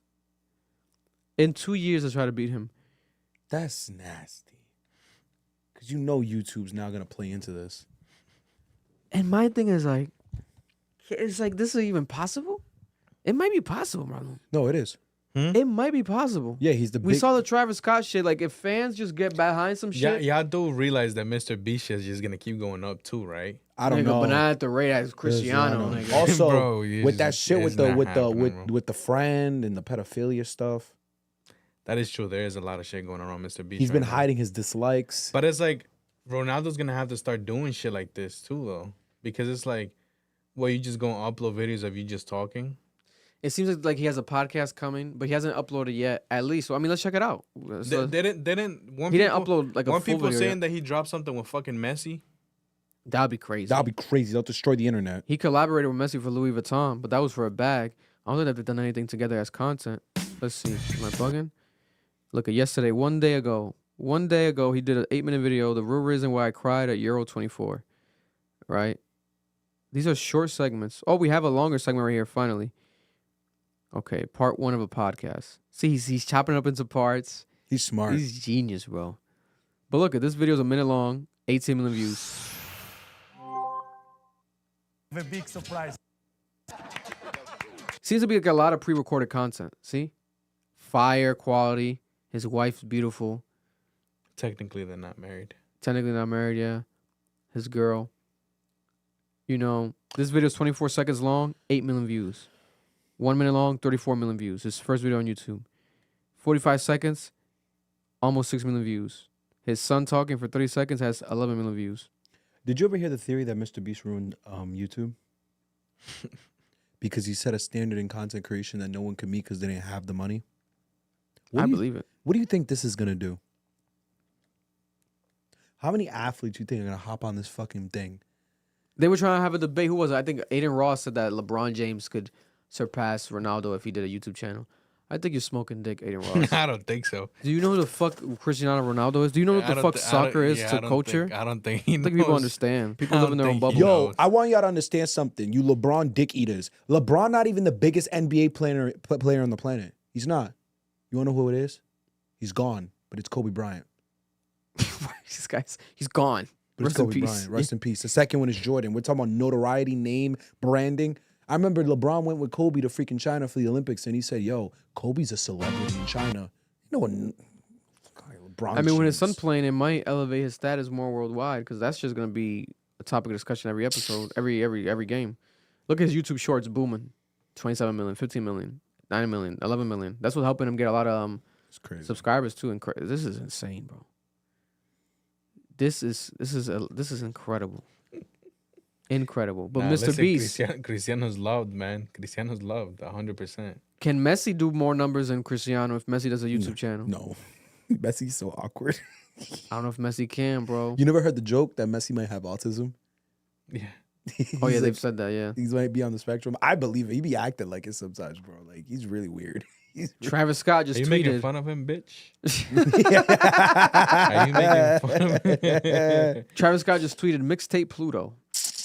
Ah shit. He's What's on going it, bro. on this He's on week? it. He's on it. Fuck. What? He's on it, So bro. is Travis team future now? Listen, I'm hyped, bro. Yo, this Drake beef really went crazy. Bro, if this shit doesn't blow up my speakers, I don't want it. What if Drake's on the future album? You never know. That's fine. That's fine. Me and Pluto had to lock back in. We friends again. Whoa. Sorry, Kendrick. You know what I'm saying? You never know. I heard the craziest take on Twitter. One of those Drake pages. They said, "What a Time to Be Alive" is worse than Her Loss. Bugging. I almost cried, bro. They said Fat D is better than If You're Reading This Is Too Late. Bugging. Yo, I almost started screaming in my house. I swear to God. Like Kendrick did in You. I was heated, nigga. Wow. I wanted to play you guys this viral situation between Nick Cannon and this doctor. Whoa. What's going on here? Who you following, bro? Whoa. Who's Chris? Who is that? That shit fat. God damn. I don't know what's going on here. What God color? bless. What color's the animal? I don't know. I don't know what color that ass is. God damn. What the fuck was that, bro? A flying monkey? God damn. Yo, what is your feed, That was a nigga? monkey on a bird, bro. What the fuck was that? Nick Cannon has gone viral for his interview with Dr. Bryant. This is the interview right here. Because your experience of these women is that they fall short for a jet and a good meal and a good man who says he goes And to some church. strong hands. A high and let me go further, and probably a big penis. But so, okay, You said it, not so let me. me go. But but again, a high functioning. I'm not even talking about value. A high functioning woman who's done the work. Who's done the work. I'm trying to hear what this high functioning does woman not- is. But a high functioning woman, you cannot send a jet and be toxic, and she will go on the. She don't text. know I'm toxic yet. A high functioning woman wouldn't even attract you, baby. Because it's law of attraction. Stick with me. Just stick with me. Please explain this. Nick, High regulate functioning your woman. emotions I'm and listening. stick with me. I'm Regulate with your you. emotions. Hear you. What is law of attraction? We attract Who we we are are. despite who we think we are. Absolutely. Think. You're like chopping we off, are. right? Okay. So a high functioning woman is not going to attract by default. I thought By it was her just ca- muting her shit. No, it's like Not chopping up, but I'll play it on here. I'll play it off my phone too. With all due respect. Therefore, I have dealt with some people that balance me and are equally yoked. And at times, have I been manipulative and preyed on certain things? Because I'm a man. Right. And But not all men do that. We don't want to blanket I'm a all man, men. and I All was taking men do advantage- not I prey was- and manipulate. Not all men. first of all humans prey and manipulate. But in a man Not in a in a relationship, praying way, if I not in see- a praying if way. I see that I can say, okay, I feel like I need this and this person has this, I'm going to do and say whatever I need to do to get that. But Nick, So therefore, I have... with all due respect, seriously, to all the women that you've encountered, ladies, I'm saying this. The reason why it's worked for you is because you have chosen and to prey on low-functioning women who don't have the emotional intelligence. No, I'm going there. Who will allow you to do that, Nick? And when I say allow, it's not a control thing. When I say allow, I'm not saying that she sits across you and says, this is what you won't do, you're crossing a boundary. Nick. I disagree. With all due respect. I don't know if it's the Libra in me, if it's my abandonment issues as a child. I'm quick to be like, we agree to disagree. So You a grown I'm man. out. I'll run. I'll detach. I'll act like, I'll shut down. I internalize. And I know that's not healthy, but just as a man, to stay away from conflict with any woman in my life, I'll just be like, we agree to disagree. Yeah. You can have that. I don't know if it's the... And this is also when Cam Newton interviewed this woman. He said he wants more children. My desires to get married is lower than my fear of a divorce. Because Cam Newton had a viral interview with this lady as well. So then people started picking up the interviews with Nick Cannon. The Nick Cannon case is interesting because obviously, for those who don't remember, Nick Cannon is a father of, was it 6 kids, 7 kids? A multitude of children with different women. How many kids I thought it was like 10. does Nick Cannon have? 12 kids. Nick Cannon has 12 kids. For those who don't remember, Nick Cannon is a father for 12 kids, right? Which I speak about this with Shawty, with my girl. I speak about it a lot. Where it's like that concept of, and not even just her. Every woman I've spoken to when it comes to Nick Cannon, their opinion is all pretty much the same, bro. Like they're always like, how can he be a father to these children? 12 kids, different baby mamas. You have the money. But are you present? To be a parent is more than just the money. It's impossible to be present for 12 children that live across the country. You could be a broke parent, and your child gets more love than a rich parent. Young Thug has that famous quote when he did the interview where he said that. He says like he wishes that he was broke because broke parents have more time for their kids than rich parents because he's always busy, etc. That's what he said. But Young Thug also has, I think, like 7, 8 kids. 12 kids. And he said in interviews before, oh, I have time. I see them, blah, blah. I take flights, etc. You're going to drive yourself crazy. You're going to drive yourself crazy. I don't care how rich you are. It's impossible. Sounds like a fetish. Yeah, if it's weird. After the first one, your life changes. To do that 11 times again. With what, 4, 5 different women? And a lot of people kept saying, well, Nick Cannon's rich. He's damn near a billionaire. Men were glorifying He can do whatever the fuck he wants. He can afford to do it. I don't think that's the argument here. The argument is, who are these women? Why the fuck are they doing this? Yo, what the fuck? I'm going. Nah, I'm going. Niggas making fun of your legs? Yo, I just be chilling. I be living my life. What they say in the chat? What's the live chat saying? Fuck these niggas, bro. What the live chat saying? He said Noel look like a Wawa employee.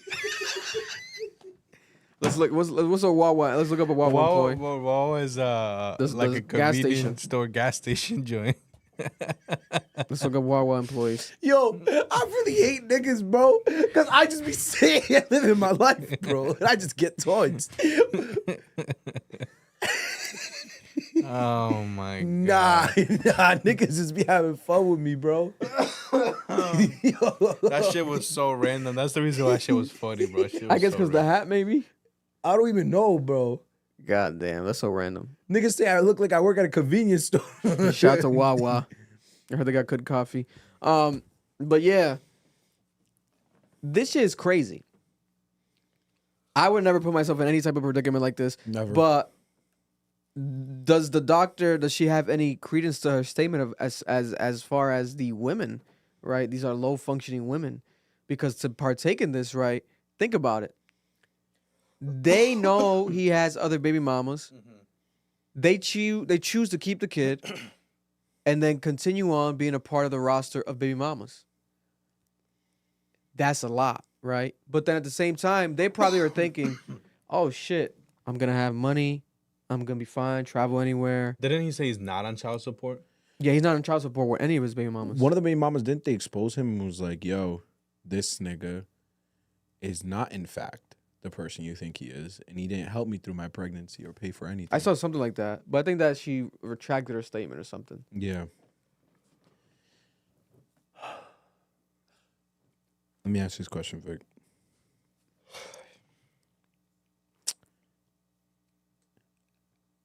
If it was one woman and 12 children, would you have the same mentality?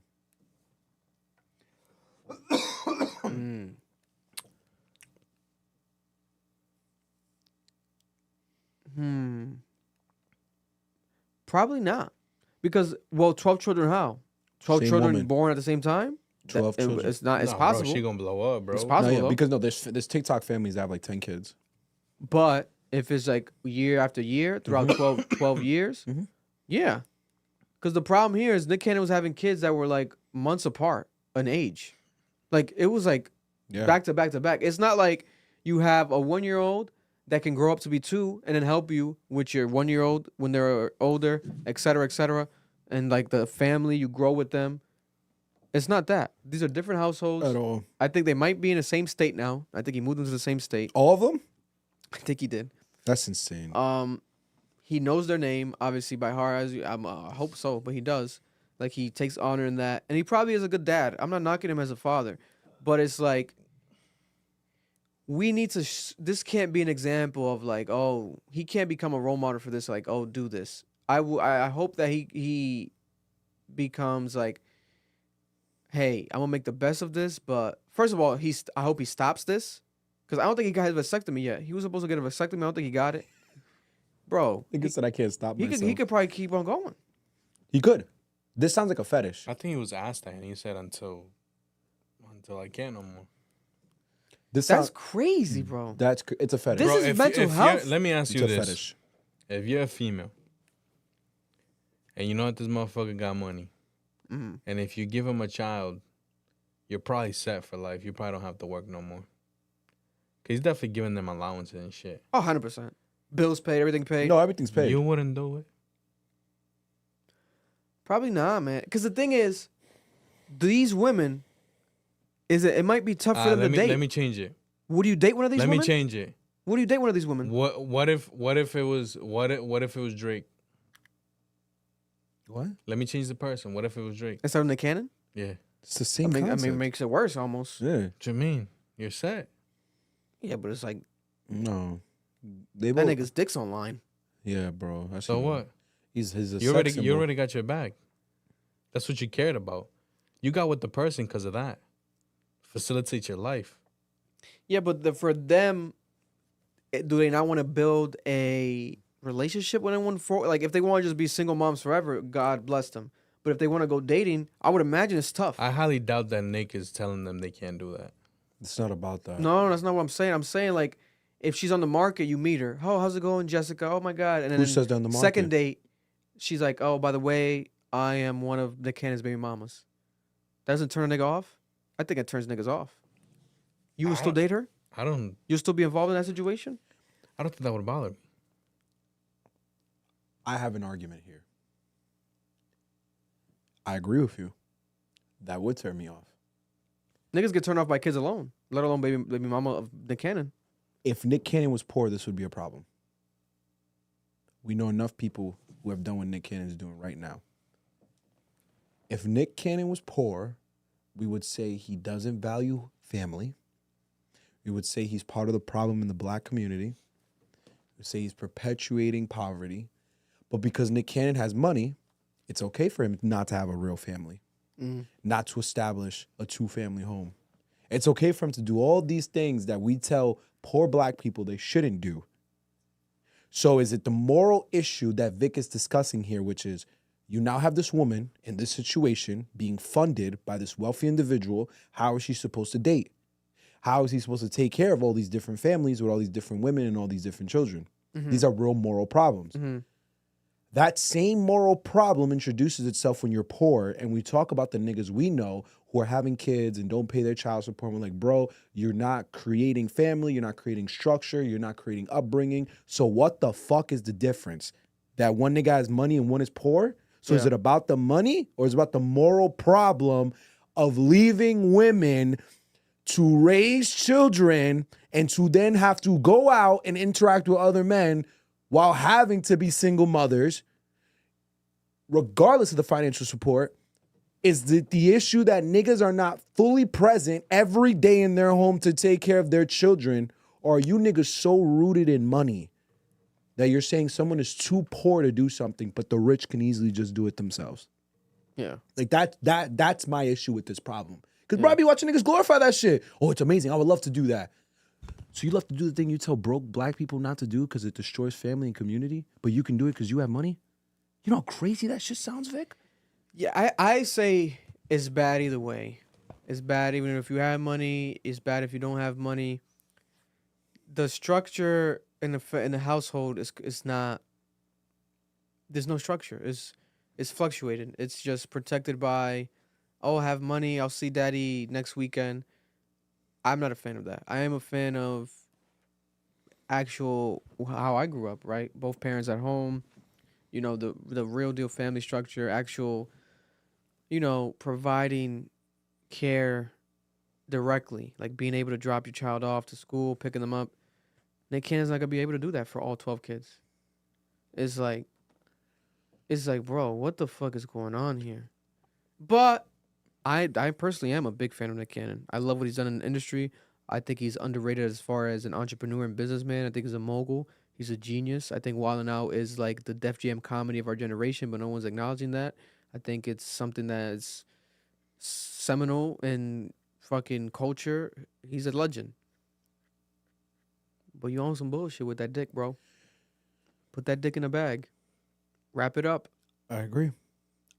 I'm Christian, so I obviously don't agree with this, but even beyond Christianity is just this idea of like, bro, Don't tell me we need families. Yeah. Don't tell me we need solid households. Vic is right. He grew up in a household with 2 parents.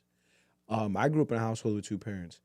Marloon grew up in a household with 2 parents. Like, it's a fundamental concept. And you're telling me, you know, people with less money should prioritize these things, and we should have family, and no one should be a single mother, and no one should have to deal with the burden of being a single mother emotionally and financially.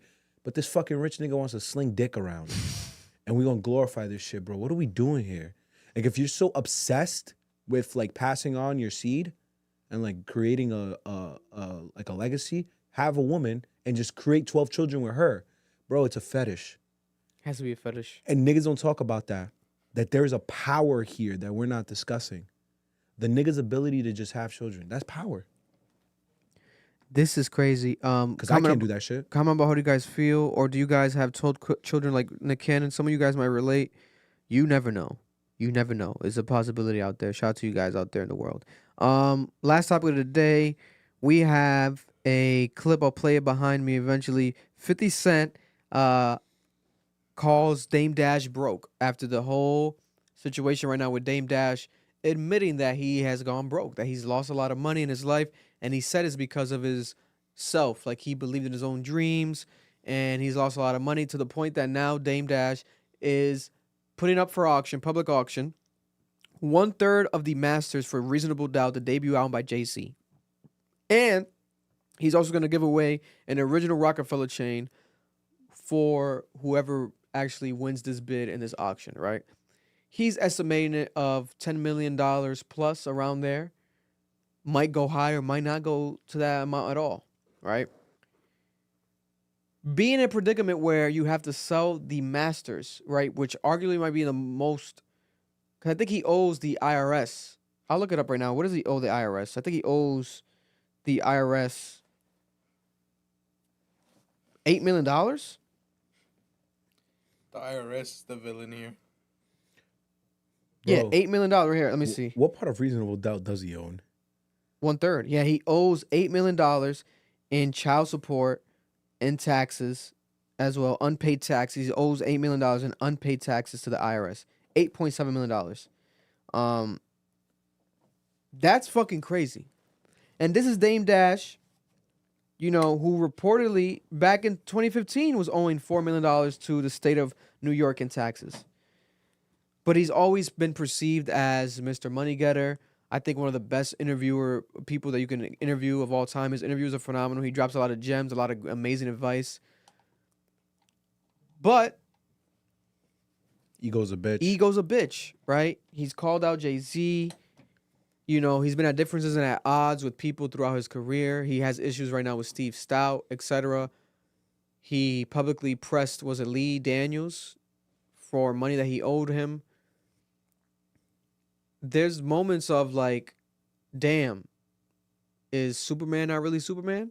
Like, is this Dame Dash now? How does Dame Dash become business icon, but then become the person that is going broke and literally has to auction off the most valuable thing that he has in his possession, which is 1/3 of a historic album, classic album, one of the greatest hip hop albums of all time? It's crazy because that's such a lucrative thing that you can do so much with it years from now, etc. But he's letting it go of it now, so early on in his career, right? And 50 Cent was interviewed by $1 million worth of game, and 50 Cent was recalling the time when he signed early on in his career. He signed to Eminem for $1 million, and he spoke to Dame Dash. What did Dame Dash say? Dame Dash said, $1 million is not a lot of money. That's not a lot of money because you got to break it off. You got to pay taxes. You got to break it off to lawyers. You got to break it off to your boys, etc., etc. But then 50 was like, bro, I'm from the hood. $1 million is a lot of money. $1 million is a lot of money now. $1 million is a lot of money in general, he said. But he said that the only person that ever told him that $1 million wasn't a lot of money, ironically, was Dame Dash. So he kind of said that a bit lit. I feel like he was a little bit drunk in $1 million worth of game interview. He said that a bit lit, kind of to slight, like to sub Dame Dash, right? But he's recalling the moment. I forgot that he signed. Obviously, he signed, but I thought he signed to Dr. Dre. I forgot Slim Shady Records was where he signed to. That's why he always gives love and credence to Eminem.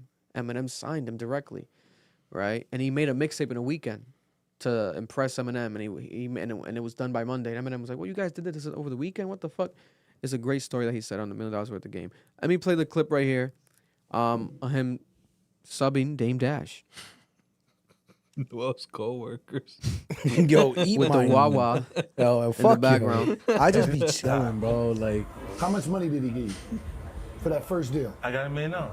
Cash. They add the taxes. Is this in the kitchen The of only a person that fucking pointed out restaurant? $1 million was no money was Damon Dash, and he has no money now.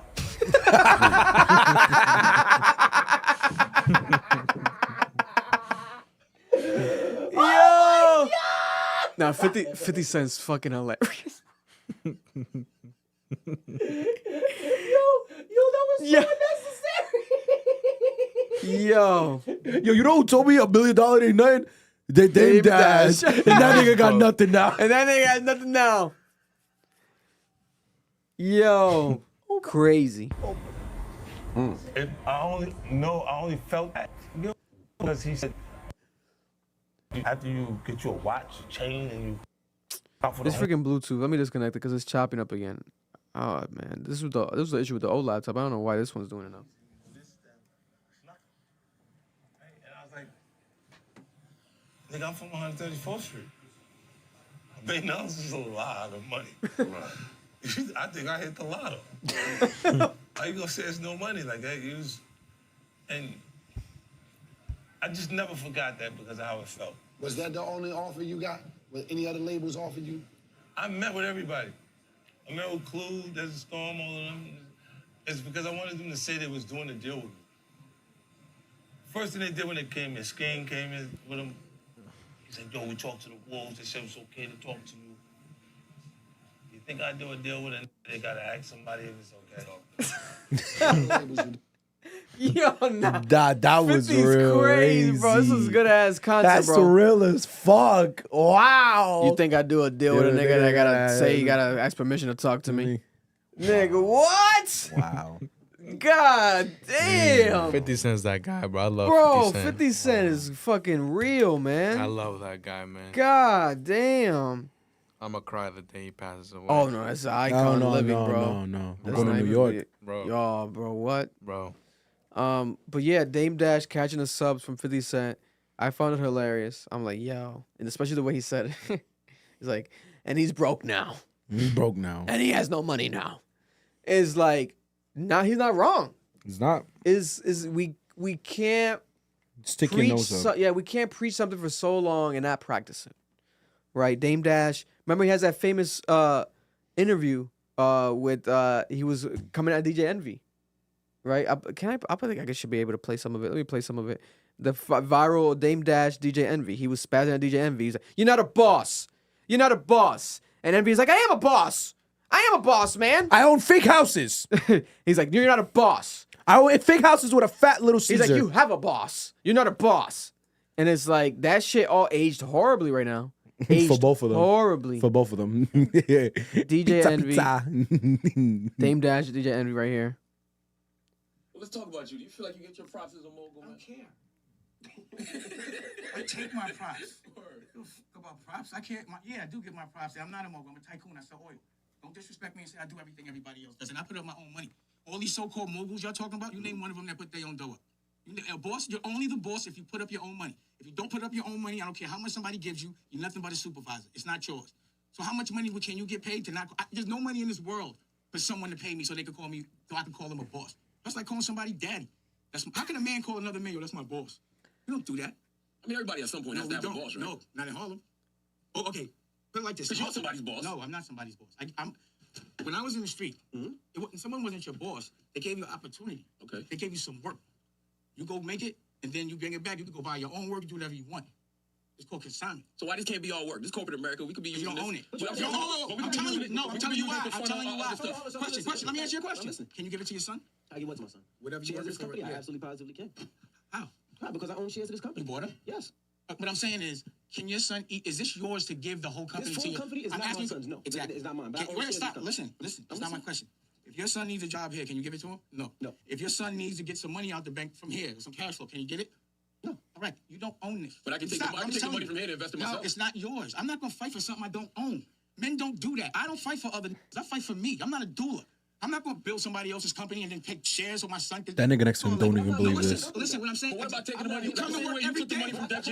Stop. Don't say you're speaking my business and you don't know what you're talking about. I ain't take no money from Def Jam. What you talking about? I mean they cut you a check. No, they didn't cut me a check. We had a formula based on performance, and they calculated it and we got paid. That's and us. Stop. That's not us. He got heated, bro. He's like, he got a. No, I'm a boss. I'm a boss. Yo, I'm a boss. Dame Dash, he's still iconic to me. Don't get it wrong, but What a fall from grace. it's crazy that this is happening to him, right? Because I saw that it was going to the auction block, and I'm like, what the hell? But You know then what's so funny? when you look at the details and he reveals, let me see, there was a video of him talking, right? And it was kind of sad. I'm like, damn. You know what's sad though? If you watch that Yeezus doc, the way Kanye glorified Dame was crazy. 'Cause he Glorified signed- Dame? Yeah, because he signed him. Yeah, he Dame's the discovered one him. that gave him the chance.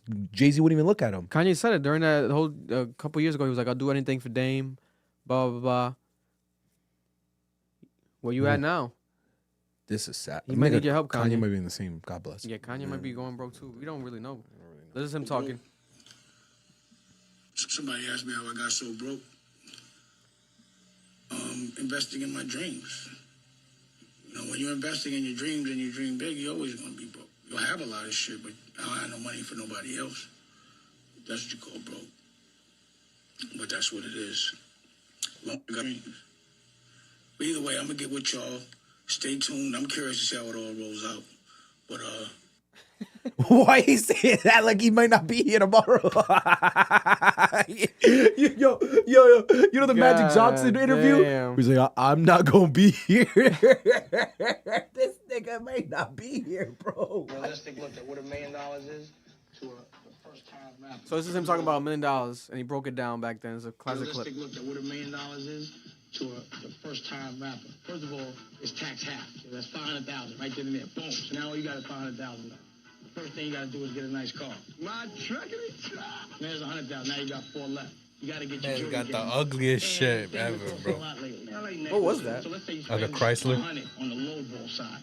You know A what I'm saying? growl. I think it's You called wanna a keep it prowler. with everyone else. So now you got what, 300,000 left. You got to get a place to live, and you don't have good credit because you're just coming from the street. So you got to drop more than 20%. I'm at home, baby. So now you got about 250 left. Now your homeboys think you got way more than you have, and you got to look out for everybody on your block.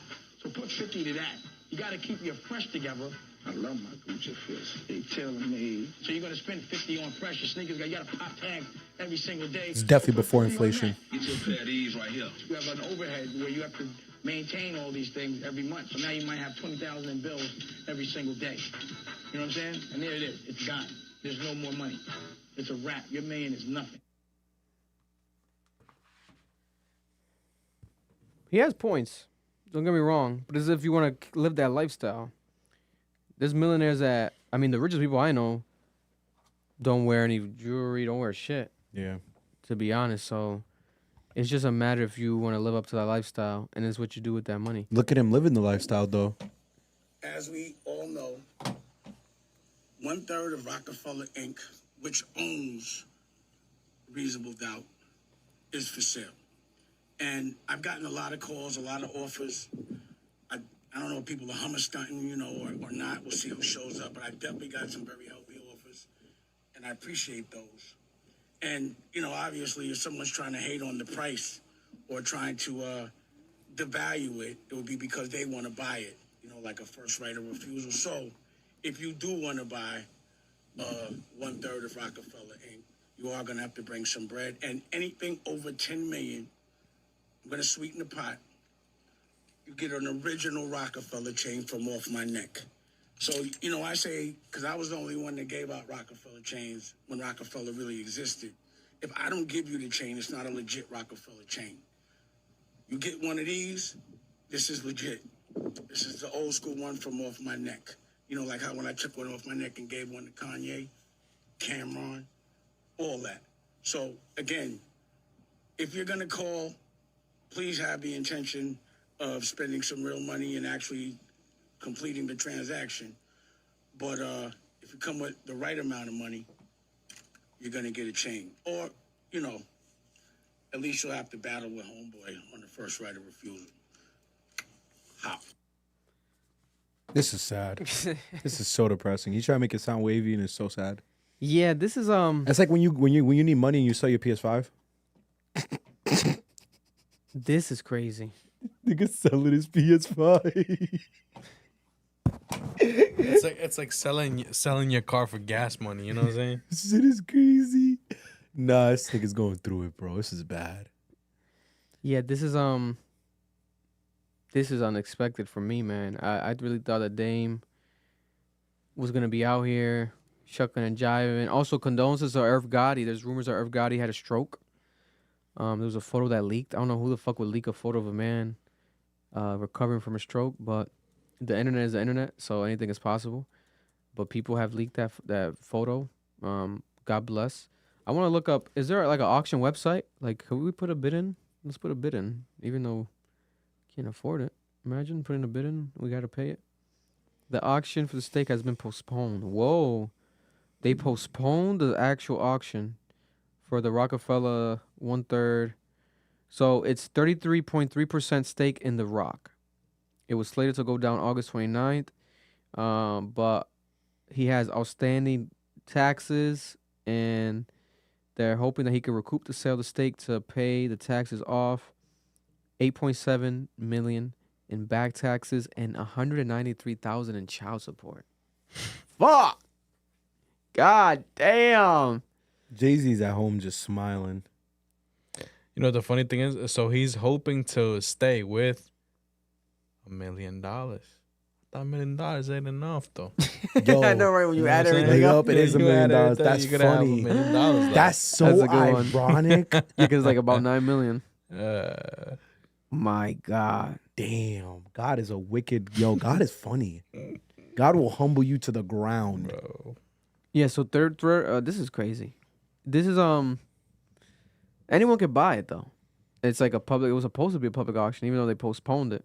They've postponed this auction. But there's rumors that Jay-Z is gonna get involved and buy it.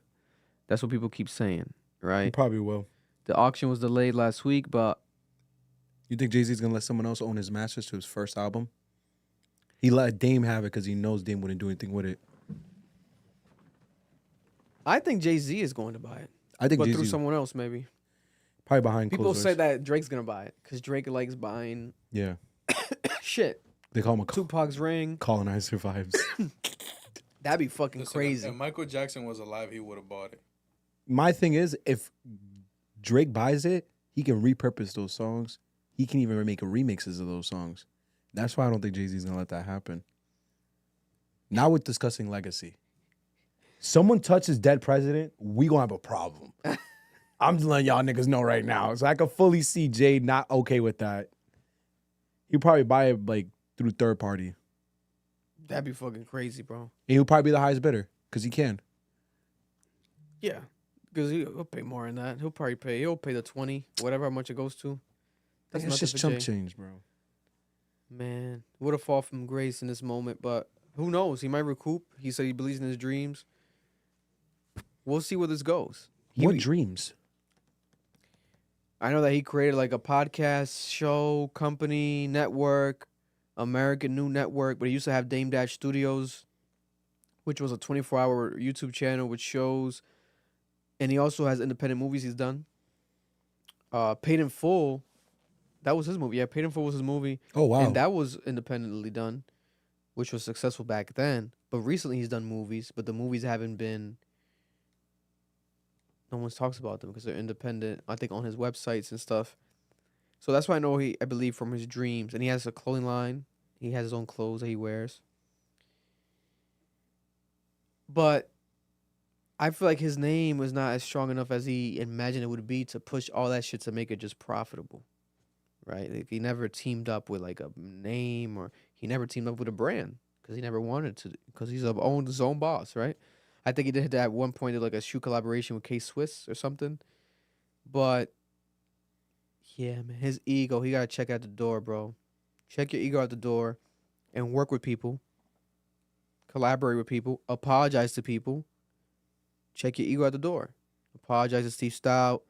Be the bigger man and just solidify shit. But he don't give a fuck, bro. Do you see that video? I invested in my dreams. That's why I'm broke. It's like, damn, when you put it that way, I guess I get it, bro. But $9 million in a hole? Your dreams must have been butt. Yeah, bro. Like, how you a boss and you're not paying your taxes? Doesn't make sense. Be a boss on an island. Go to somewhere you don't have to pay taxes. Move to Texas. Nigga, like, why you... He wasn't a good boss, bro, because good boss and good entrepreneurs know how to avoid taxes. Yo. You weren't doing the right investments, buddy. Bro, Technically, he's lucky not in jail. Yeah. $9 million in taxes, bro? Yeah, he is lucky he's not in jail. How is he free? I just want to know, you couldn't repurpose reasonable doubt and make money?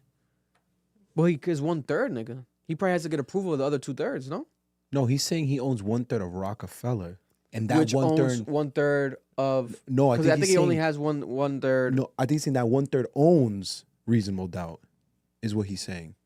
Let We me have see. to confirm this shit. I was trying to find details, but like, these websites... Because what kinda discographies suck. does he have that this nigga couldn't make money off of them? Starting with a minimum bid of $1.2 million was the estimated start date, August 29th for the auction. There has to be a $240,000 deposit to participate in the proceedings. Founded in 1994, Rockefeller Records has signed and released albums for, et cetera, et cetera. In 2021, Rockefeller sued NFTs. Okay, but let me see, allow. Whomever buys Dame's stake in Rockefeller will be a minority owner with authority of over any decision making.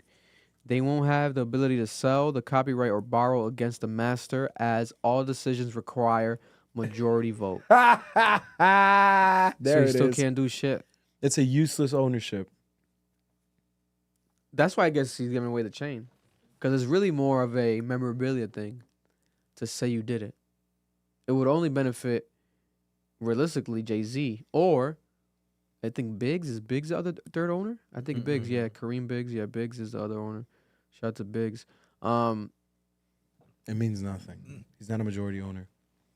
You legally can't make decisions. But I wish there still is no details here. You know what I'm saying? Like 1/3, but it's like, what is it?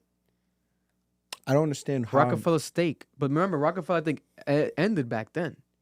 I think Jay-Z's album after that wasn't technically Rockefeller. It was like under a label, because I think that album was independently Rockefeller.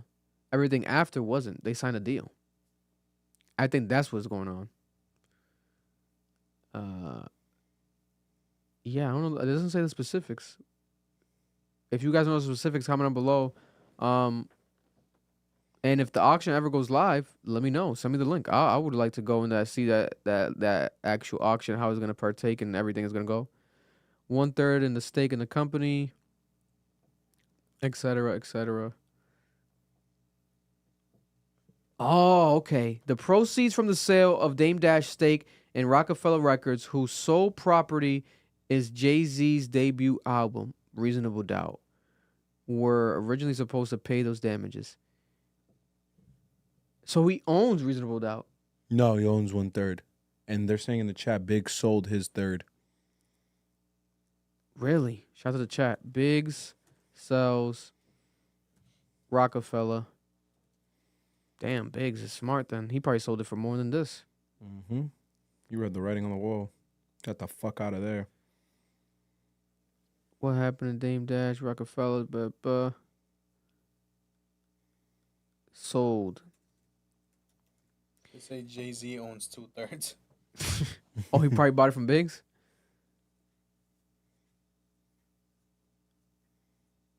Jay-Z and Kareem Biggs object to sale of Dame Dash Rockefeller shares. I remember this was top of the year. Dame Dash was trying to sell it.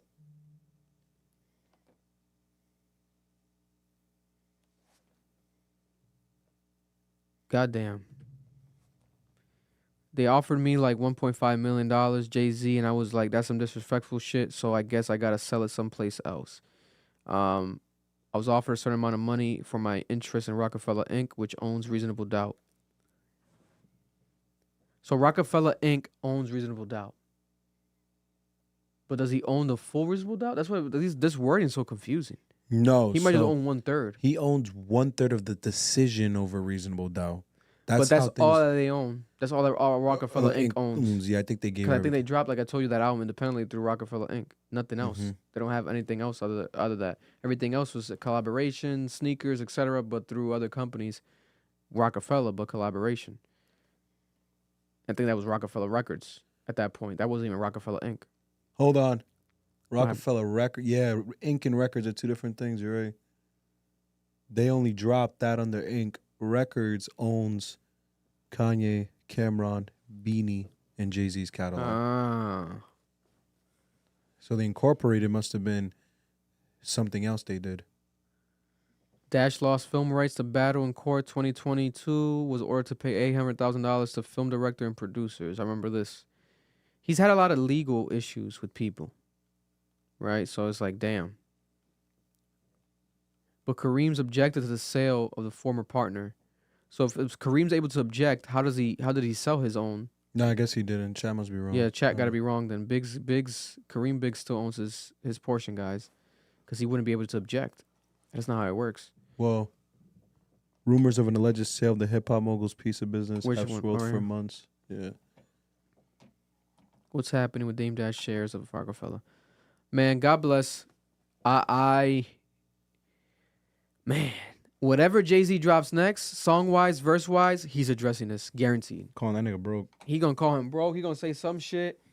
There's gonna be some content out of this. Something's gonna come out of this. You guys are guaranteed it. I guarantee it. Watch. This is crazy.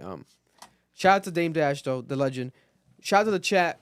Appreciate you all. Love you all. The Cap crew for rocking with us every single week. 151 episodes. We appreciate you very much. Thank you. Rhode Island to the world. Daily Ambition. The concert is happening with 5 New England artists, including 4 Rhode Island acts, hosted by me. Club Ambition is going to be in the building. We are going to be there. This is for the city. Thank you again for joining us for this live stream. Travis, you're petty, but you might have done it. You might have outsold Sabrina. We shall see. We'll get the confirmation. We might get the confirmation tomorrow morning. Or the denial. Sabrina might have just outsold you. We shall see. It's crazy. We love you all. Appreciate you all. Cap to the world. We're out. Be safe. Enjoy your week. Love you.